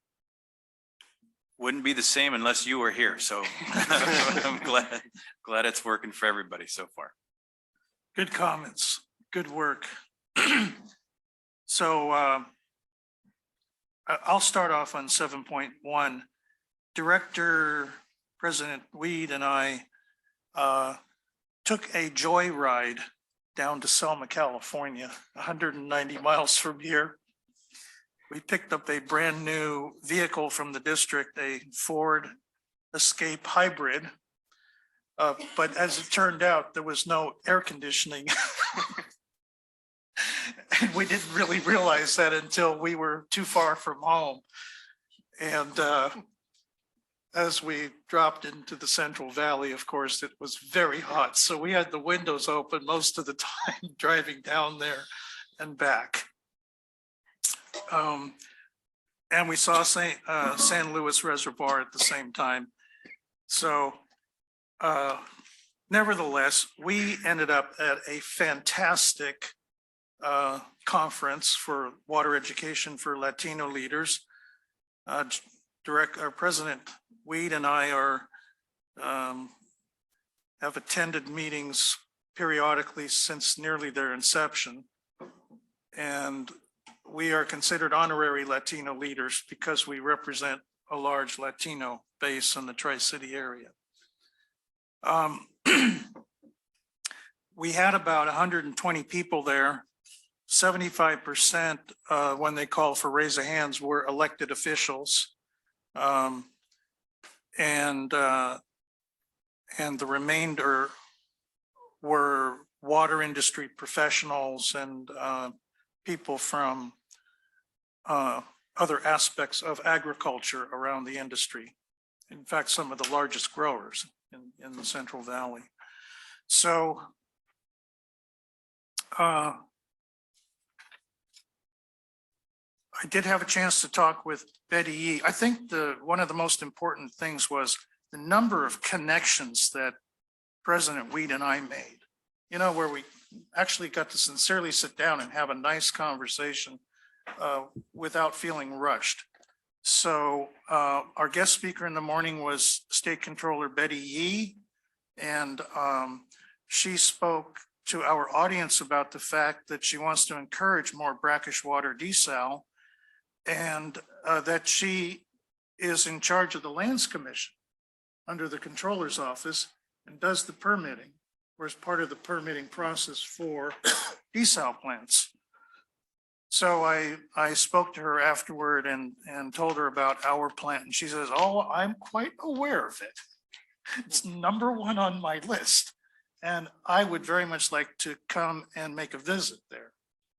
So she wrote it down in her personal journal, had her staff member jot it down as well, that they're going to give ACWD a call and would like to go through a full tour of our desal facility and learn more about how we operate. I did tell her it's our lowest cost of water, which she was shocked to hear. She said I would have thought it would be exactly the opposite. No. So I don't want to prolong this, but I had a chance to meet with some really good mayors, top people in agriculture, where we were learning about the crisis that they're dealing with in the valley right now. And we had a very healthy debate on issues of vital importance to the Central Valley and agriculture. I will finally note that our lunchtime speaker was Mark Arax. He is the author of the national bestseller called The Dreamt Land.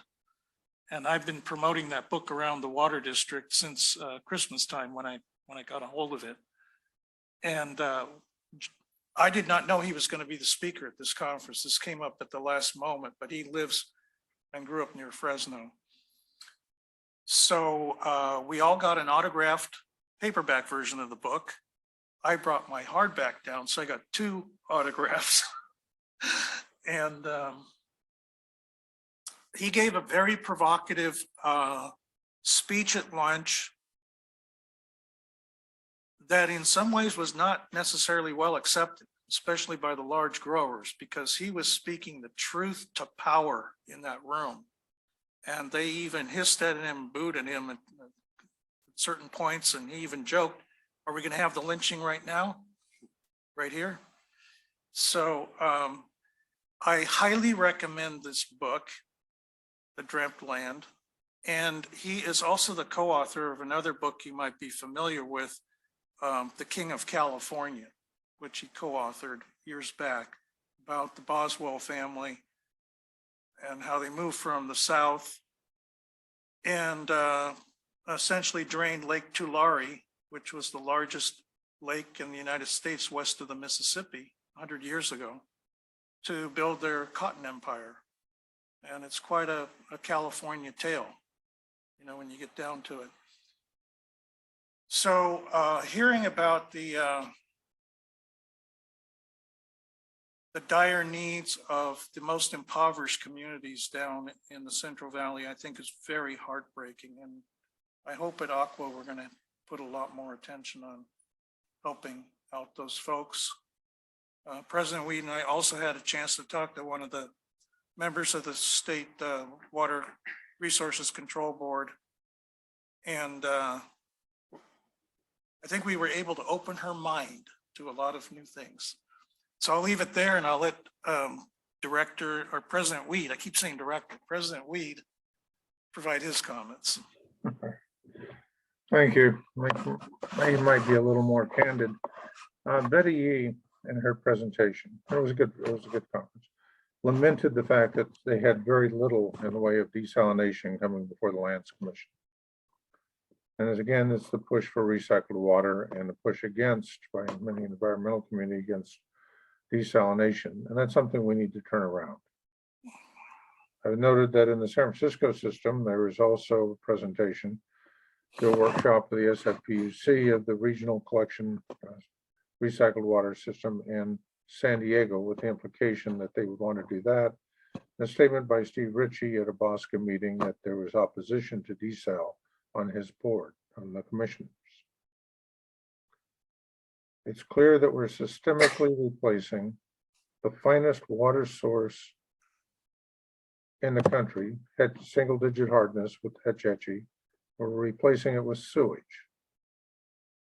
And we're doing that on a continuing basis.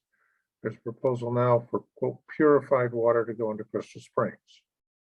And we have our own issue with Union Sand that we have indirect potable reuse. But this is and we're losing our water rights to the Hetch-Hetchy system. The state made a determination that the voluntary agreements did not include the Tuolumne, and therefore the water supply from the San Joaquin, Tommy Alameda County Water District. Dennis Herrera wrote a letter saying that to the State Water Resources Control Board, pointing out that there was an effort with unimpaired flows to utilize the senior water rights of San Francisco, TID and MID in lieu of the junior water rights of the state and federal government to try and prolong the life of the delta. And that's real, and it's going to be significant to our district. There was a proposal put out by about seven law professors and former senior staff. It was written up by PPIC talking about expanding the ability of those involved in environmental movements to take away and result and cause the forfeiture of existing water rights. That 11 recommendations. One of those recommendations was taken almost verbatim by Assemblyman Quirk and put into legislation that's now going before the state legislature, calling for a very near-term conclusion to the unimpaired flow discussions and the flows into the Delta. Now, these are some serious issues coming before us, and we've remained relatively silent. WASCA has remained relatively silent on them, and hopefully we can realize what those issues are. In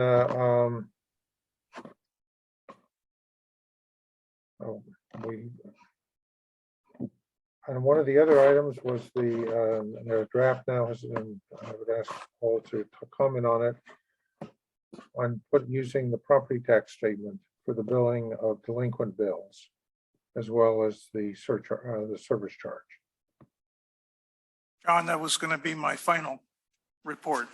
Okay, and if there's any support on the part of the board for the board member would like to get us involved in eliminating 12,000 referrals to a collection agency, I would encourage you to speak up, and Paul can give his presentation. We mentioned Firestone and others who thought it was a good idea. There's growing support for it, and it will give you 100% return on our delinquent bills and eliminate the need for this $1 billion that the state is running as a program, which is even gets stranger all the time. So Paul, I'll let you take on the next one. Those are my thoughts. So I just wanted to briefly report that I've been co-chairing this Aqua working group on putting service charges and delinquent charges on the property tax bill. And I'm co-chairing that with Mr. Miyake's law partner, Claire Collins.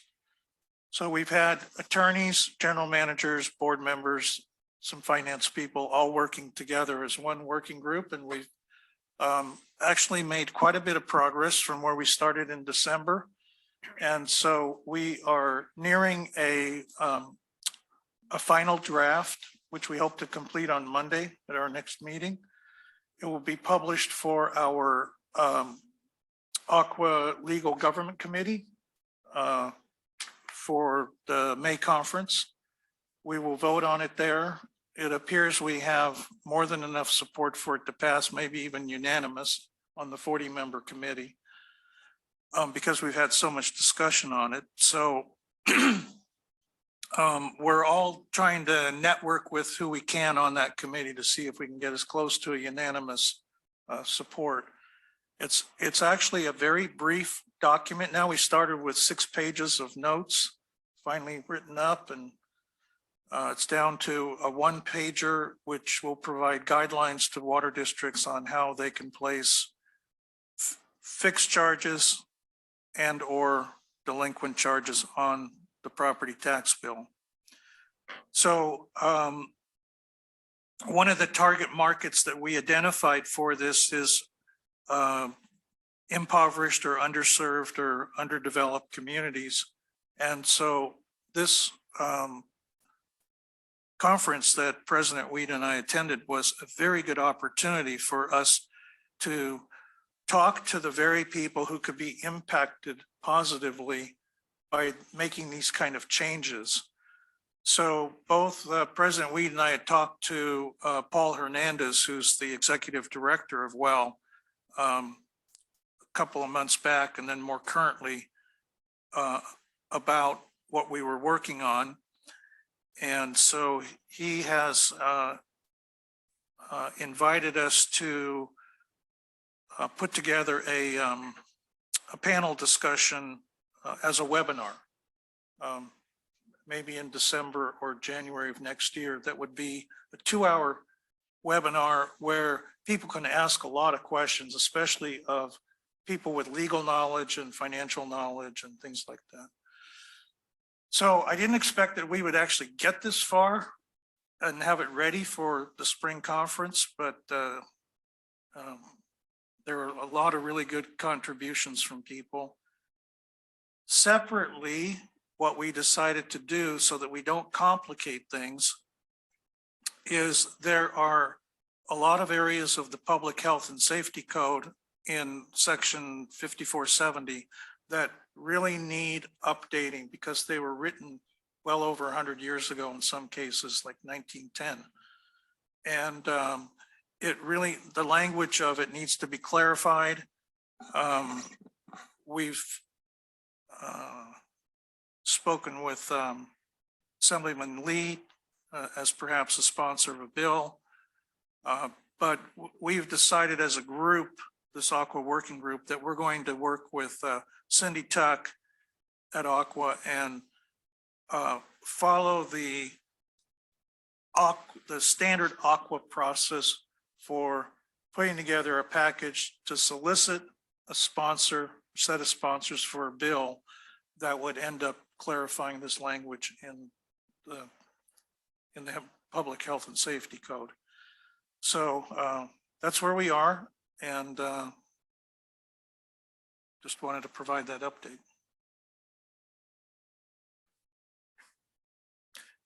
With that, if there are no other public or board comments, staff comments, I'll call the meeting adjourned. Thank you very much for attending tonight. Adjourned at 10:20 p.m. Thanks very much. 1:20 in Pennsylvania time.